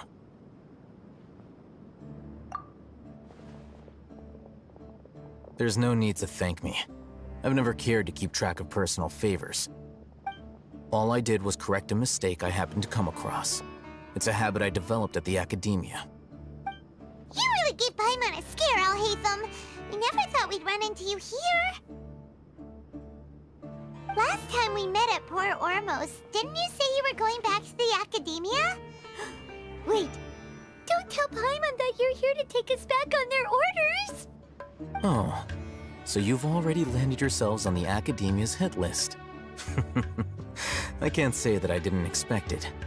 However, had I wished to turn you over to the academia, don't you think you'd already be the Eremites' honored guests by now? Oh, right. You do have a point. I have no interest in running errands for that project. As a scholar, I've always belonged to the camp that promotes researcher autonomy. And these days, you're more fascinating than anything the sages can offer. Not quite. To tell you the truth, I'm still investigating the Divine Knowledge Capsule. Unfortunately, I've run into some difficulties. Everyone says the capsule originated in the desert and was eventually moved to Port Ormos. If I am to get to the bottom of this, I must understand how the capsule first came to be. Which brings me back to you, and why you're so interesting. The leader of Ain al-Ahmar used the Divine Knowledge Capsule right in front of you, and upon seeing him, your expression became perplexed, and you were lost in thought for quite some time. To have that kind of reaction, I think you must have realized something. Are you interested at all in sharing what you've been hiding from me?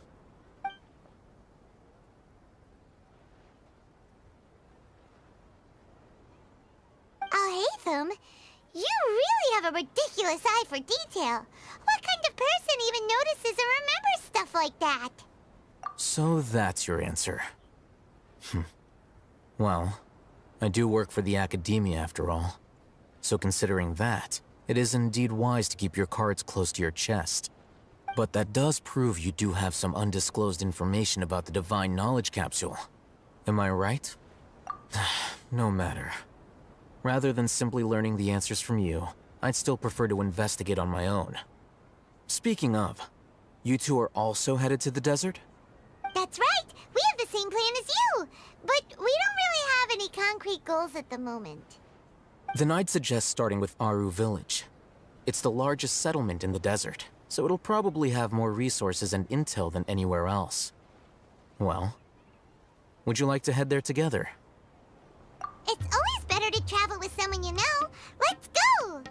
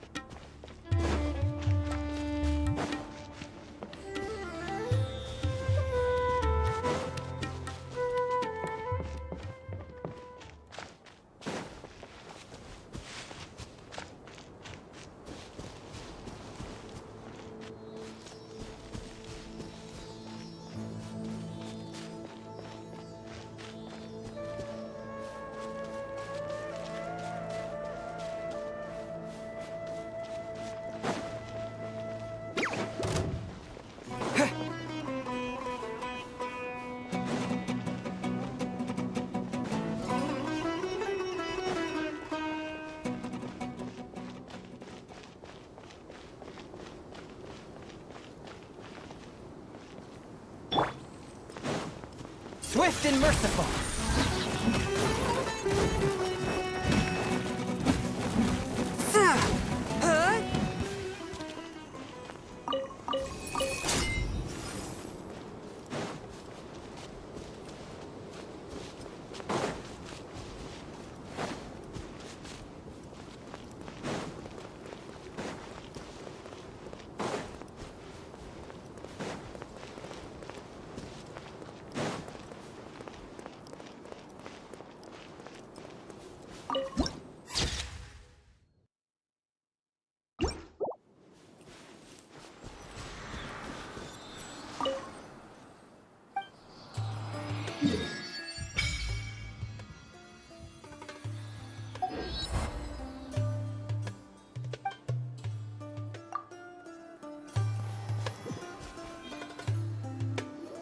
Before us lies Aru Village, the safe haven of the desert folk. Whoa, this landscape is really something else. What a cool place! Let's go check it out!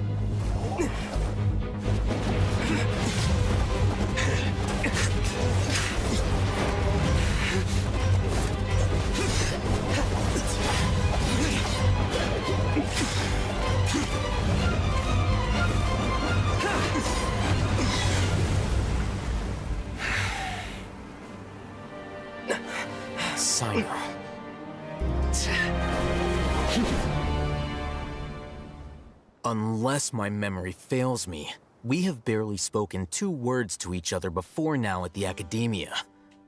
Would you care to enlighten me as to when and how I invited the General Mahamacho's wrath? Oh, Hatham. Do not think you can escape my judgment, just because you managed to escape my attack. Judgment? So that's how you'd characterize your actions here, is it?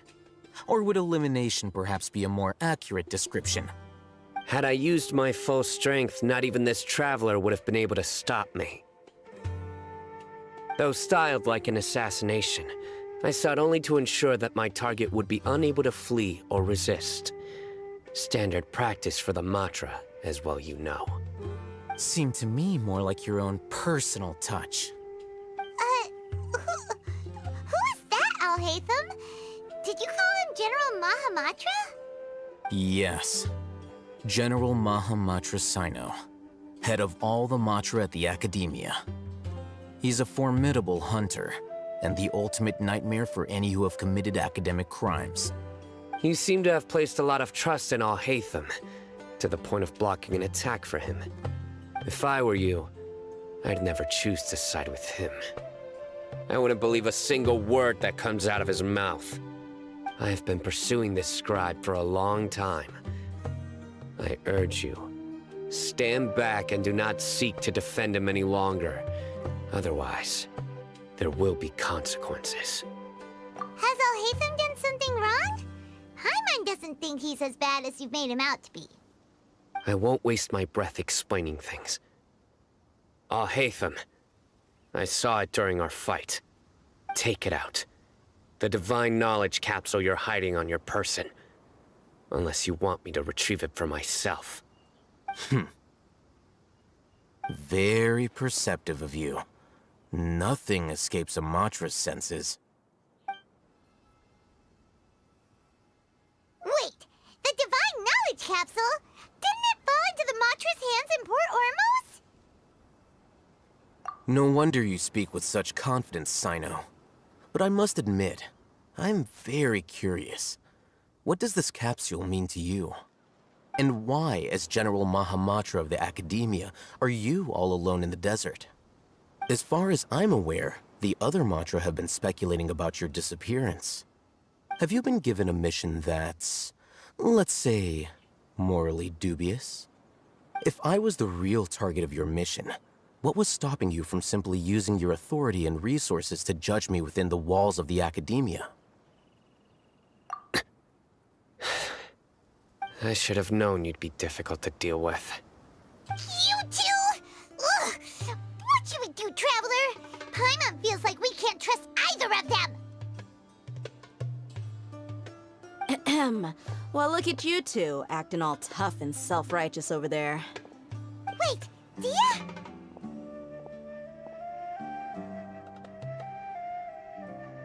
Great! Finally, someone that we can trust! You gotta help us out here, otherwise these two are gonna start fighting again! Yeah, sure looks that way. Two giants from the Academia duking it out once and for all. Not something you get to see every day, that's for sure. Listen, I know you academic types love to fill up your big brains with self-righteous morality and lord your empty rules and virtues over each other. But how dare you bring your petty disputes into the safe haven of Aru Village? It seems like someone's gonna have to beat some sense into your thick skulls until you finally learn to respect these grounds.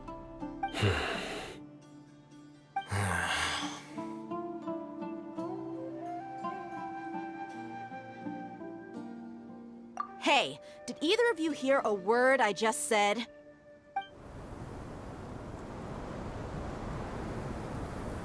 Whoa, what's going on? The wind's so strong! Is this a sandstorm? Paimon's gonna get blown away! Another sandstorm? What's up with these recently? Hey! All of you, over here, quickly! We have to take cover! Someone's calling for us! Oh, this wind is too strong! Let's get over there! That sounded like Candace. Come on, you two. Jeez, are all of you Academia folks such hard work? Move it! All right, stop yelling.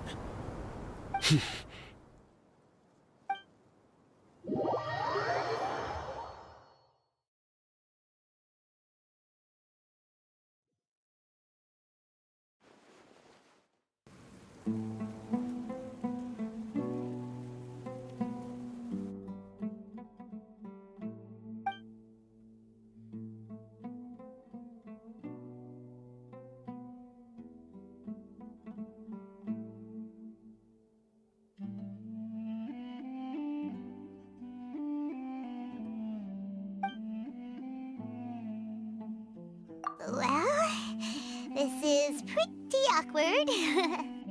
Hey, wanna play sardines with 3 people who wanna tear each other limb from limb? Sure, why not? Sounds fun. The air is so thick and heavy. Paimon can hardly keep floating anymore. My sincere apologies, everyone. This is the home of our village chief. I will have to ask you to make do with this small room until the sandstorm dies down. Please, let me introduce myself. I am Candace, protector of Aru village. Our savior has come at last!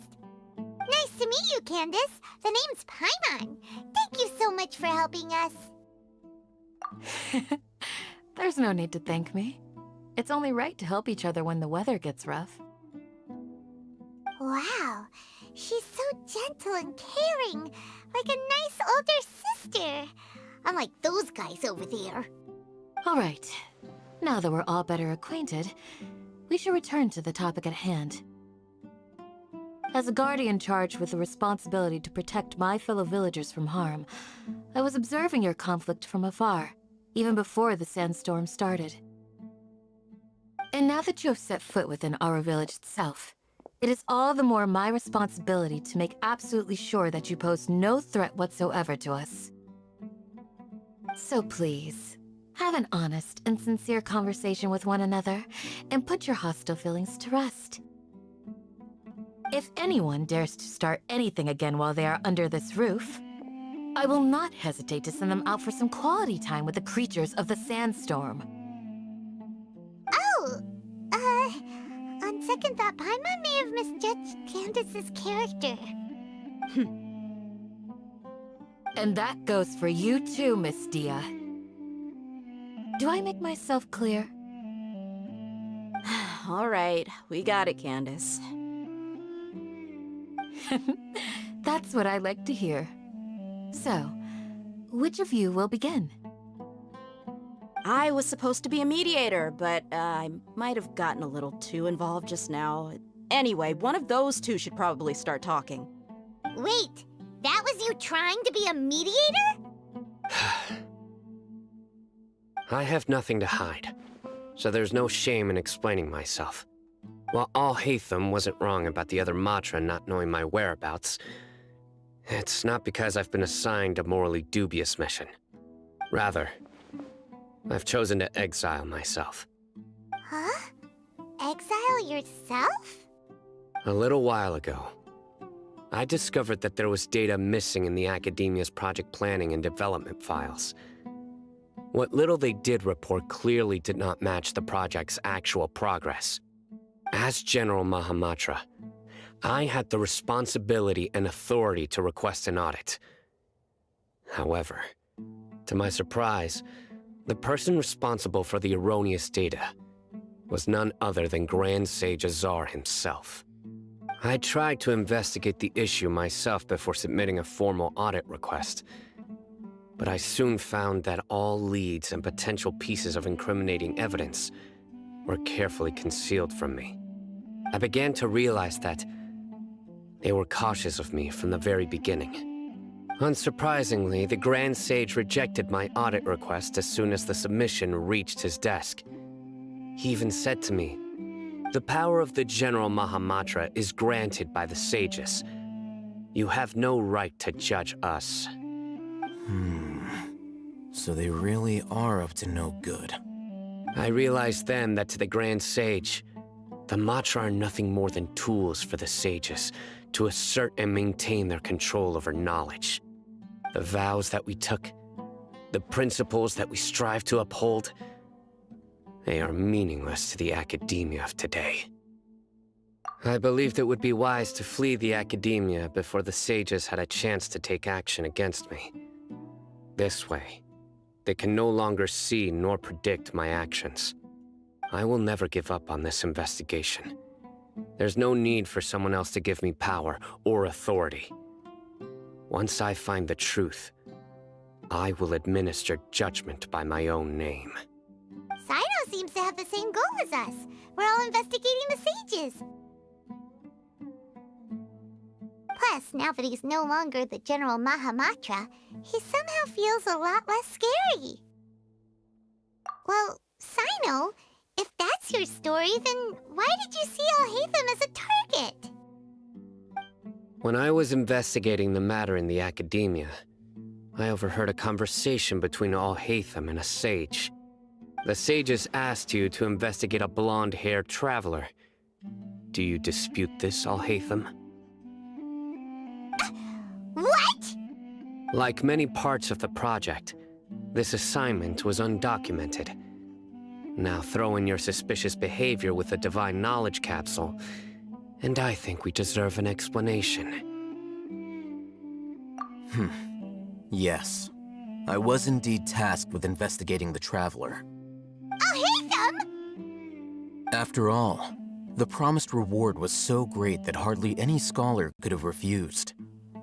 The sage told me, once you've completed this assignment, I can give you a glimpse of divine knowledge. A most enticing offer.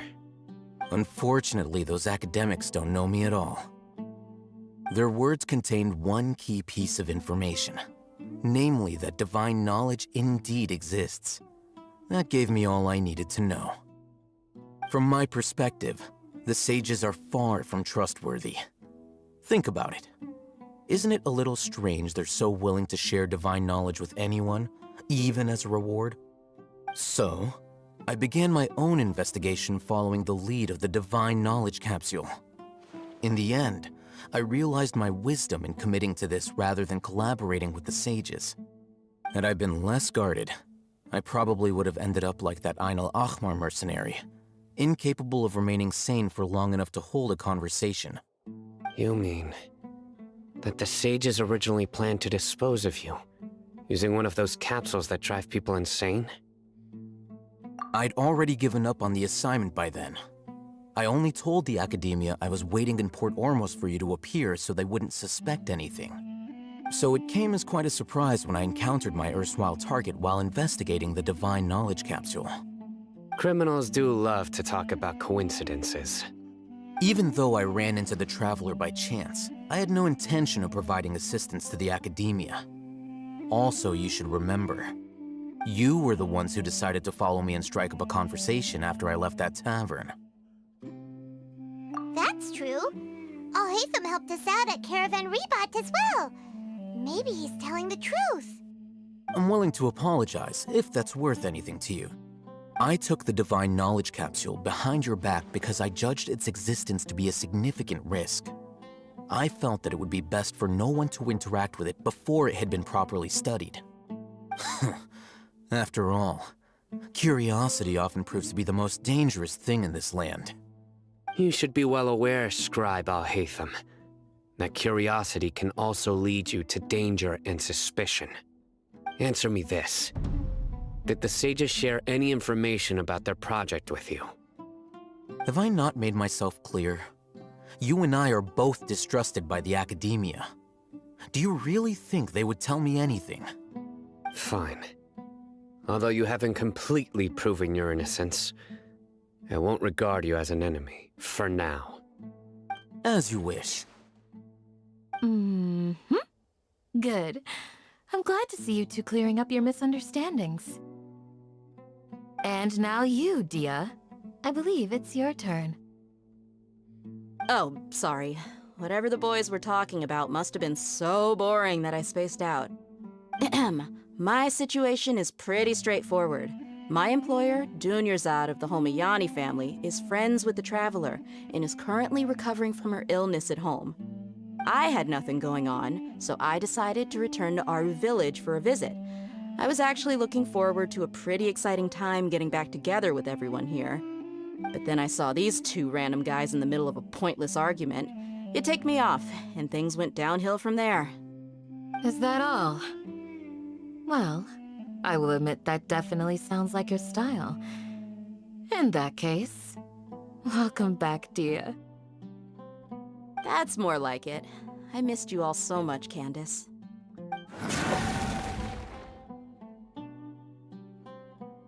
Whoa! What was that sound? No need to worry. Now that you're no longer at each other's throats, please make yourselves at home. I'll take a quick trip outside to clear out some of those creatures in the sandstorm. Creatures? In the sandstorm? Are you sure you don't want some backup? Fighting in a sandstorm is not for the faint-hearted. Anyone without extensive training in these conditions is at a disadvantage. You needn't worry. Yeah, just leave him to Candace. Don't worry, she's as tough as they come.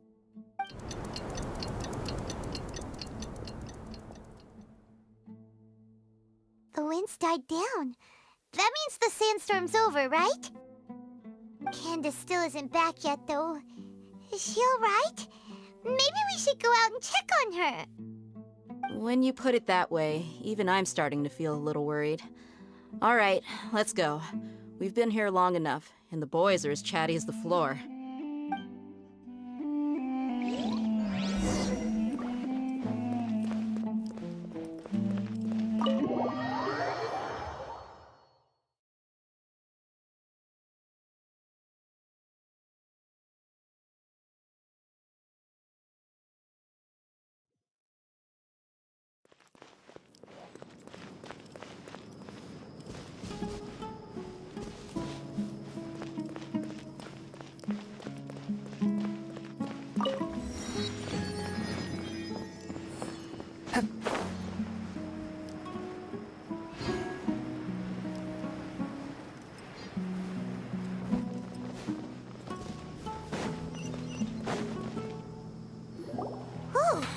Candace, you're still fighting? You've been out here dealing with these creatures the entire time? Yes. They just keep coming in waves. I've lost count of how many I've defeated. Before I realized it, even the sandstorm had stopped. Ah! Here comes another wave! Leave this round to us. I got interrupted earlier, but now I have something to take my anger out on. It's been quite a while since I've seen the Flame Mane in action. I'll leave these to you then. I'll be sure to put on a good show. Let's go! One with my blade. Spirit blade, attack! No, my sword! Let me weave you a verse. Spring forth!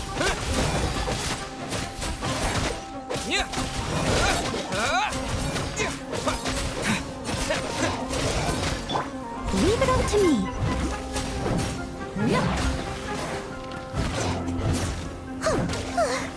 Here comes another wave!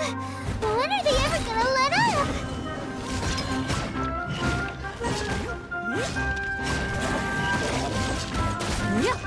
Someone...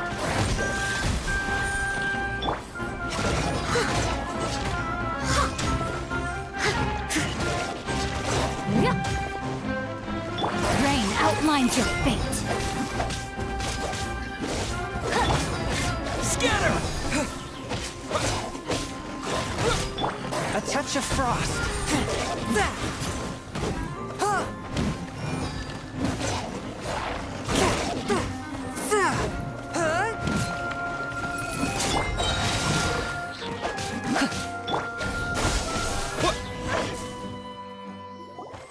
The creatures stopped appearing. Was that the last of them? What we fought just now was probably the aftermath of the sandstorm. So we should be safe for the time being. Well fought, everyone. No injuries, I hope. Huh? Who are you? Ah, my apologies. I haven't had a chance to greet you yet. I had my hands full taking care of the village's elderly and children. I am the chief of Aru village. Everyone usually calls me Uncle Anpu. Sir, I am also originally from the desert, but I have not been back for some time now. May I ask if such sandstorms are common? I can't say they've always been common, but recently the storms have become increasingly severe and frequent. Besides sandstorms, we also occasionally get earthquakes, According to an investigator who stayed in the village a while ago, these unusual natural phenomena are related to the withering of Irminsul. Another effect of Irminsul's withering. So, Irminsul's withering causes withering zones in the forest, and sandstorms and earthquakes here in the desert? Everything in the natural world is inextricably connected to Irminsul. These regional symptoms can indeed be a reflection of Irminsul's present state. Everyone in Aru Village needs to take good care of themselves. Speaking of which, why haven't I seen a single village keeper since I got here? Village keeper? Who are they? Village guards like Candace? Does your curiosity know no bounds? Village Keeper is how Aru Village refers to mad scholars exiled here by the Academia. Most of them are scholars who lost their sanity after a period of training in the Avidia Forest. The Academia believes that their crazed mutterings may have a negative effect on the psyches of other scholars. So, they're forcibly exiled to the desert. Though if you ask me, it's all a boatload of nonsense. Alas, that's exactly what we've been trying to investigate. One by one, the village keepers have been mysteriously disappearing without a trace. But no one in the village has ever seen them leave. If you're planning to stay around the village for the next few days, I'd appreciate it if you could keep an eye out for them. I've had encounters with those people in the past. I'll see what I can do to help. The Matra are the ones responsible for their exile. Now that you're no longer with them, are you trying to alleviate your guilt and atone for your past sins? I'm fascinated by how you think. Mock me if you will, but if you are guilty, I will eliminate you, regardless of my position or identity. Oh, you're the former General Mahamatra. You must be an expert in these kinds of investigations. Thank you for your help. Is it because you're reminded of Hypatia? Oh, these poor scholars. First they lose their sanity, now this! We need to help get them back home, safe and sound. But, is it really a good idea to tag along with Sino? You seem like you really don't trust him. I'll be grateful for the assistance. No doubt you will do a better job than some of my former subordinates. Let's start by finding a spot to share what we know so far.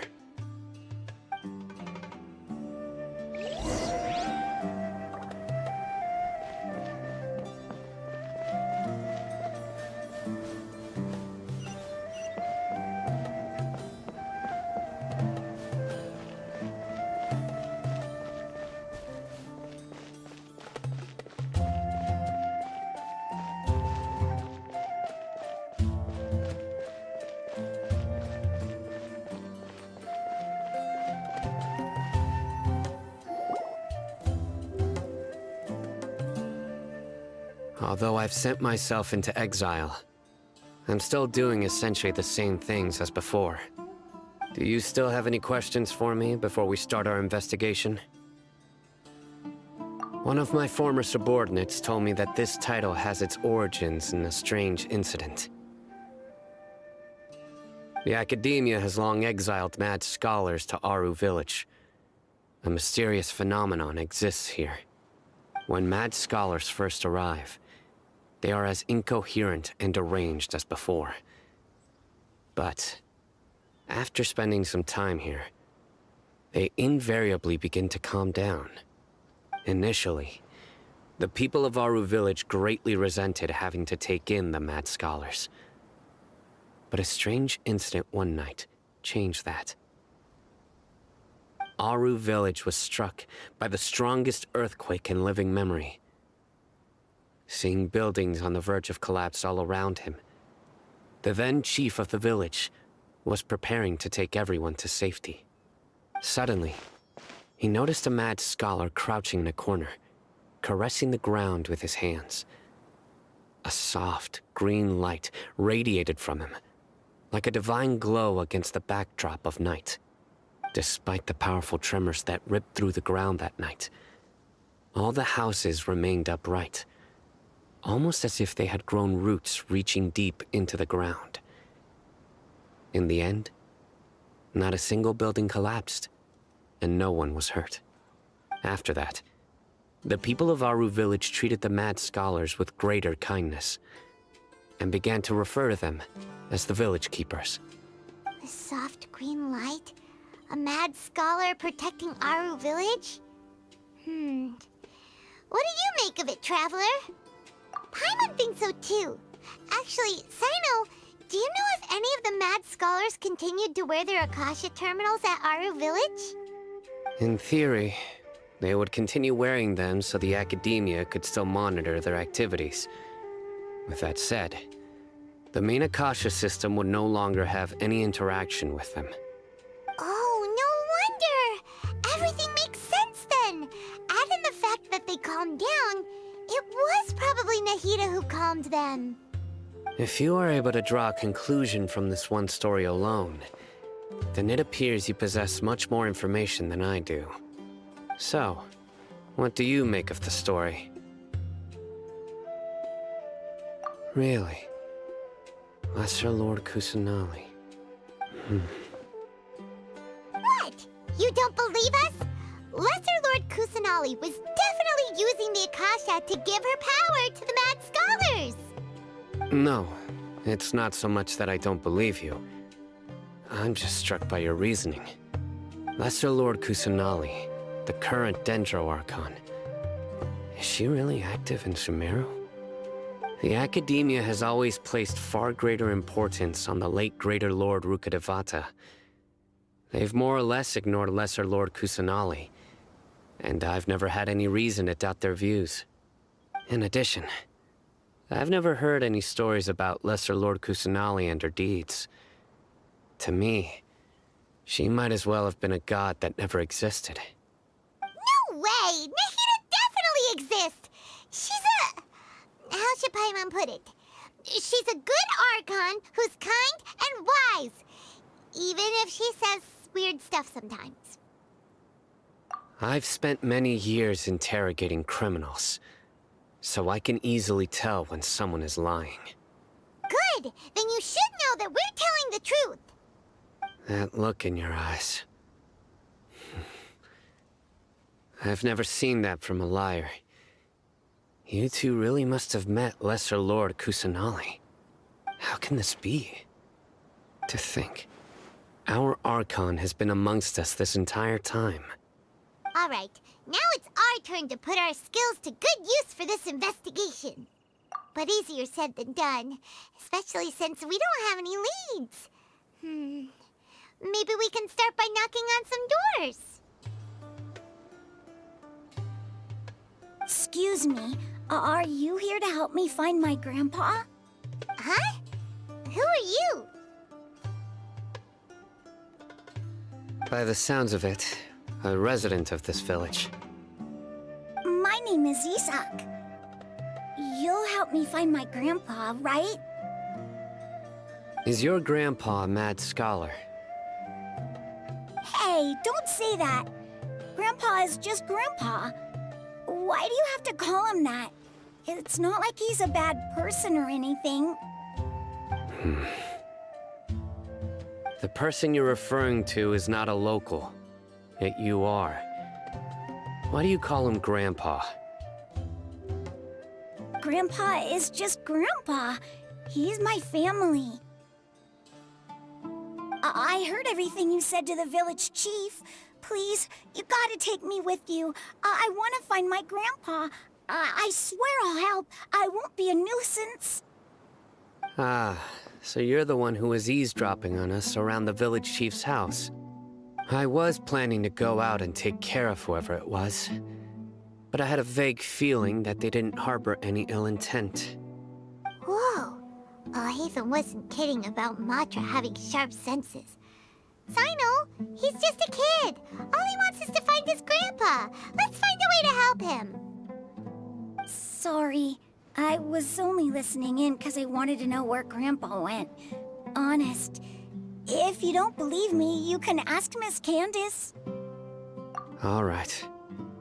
But first, let's confirm the facts with Candace.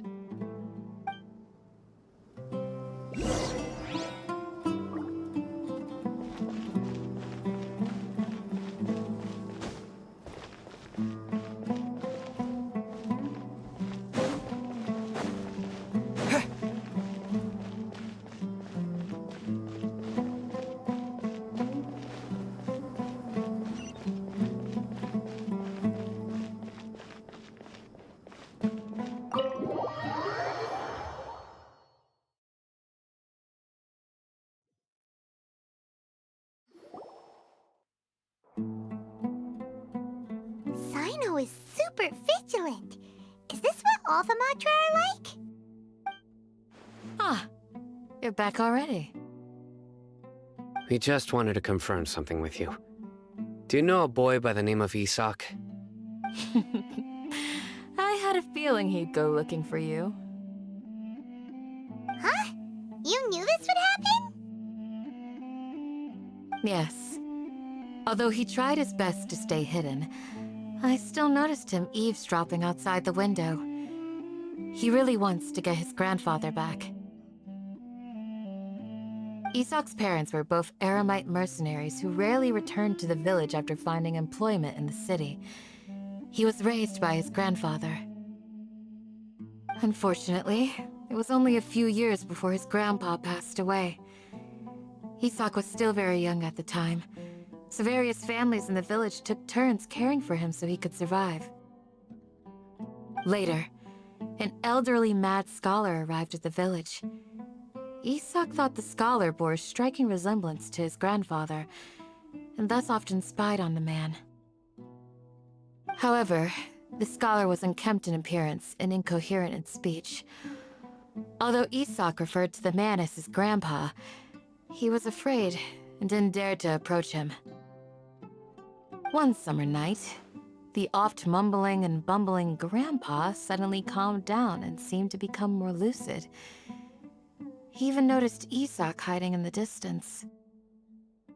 So Grandpa walked up to Isak and patted him on the head. He even took Isak to the entrance of the village, where he patiently taught the boy the names of the stars, and accompanied Isak until he fell asleep.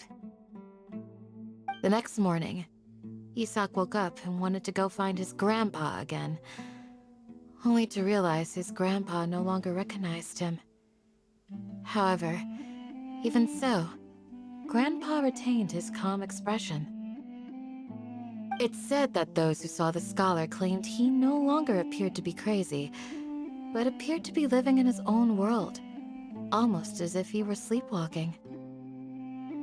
Isak was thrilled that his grandpa was able to find peace, and would follow him all the time, asking him things like, "Grandpa, want me to take you somewhere fun?" Or, "Grandpa, could you tell me stories about the stars again?"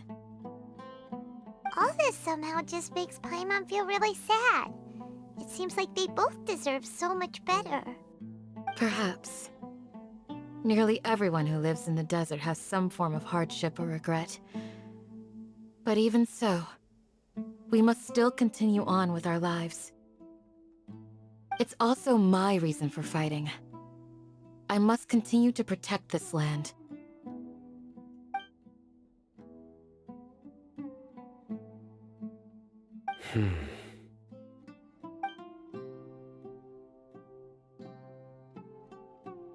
Maybe the people have always had a considerate god watching over them. Huh? What did you say, Sino? No, nothing.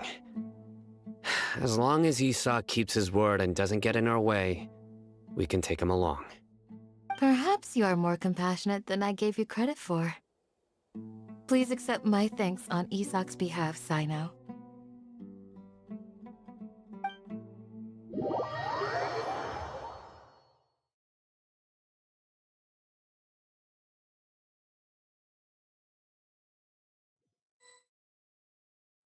Hey, Isak! Oh, it's you guys! We've cleared everything up. Let's go find your grandpa. Really? Wow! Thank you so much!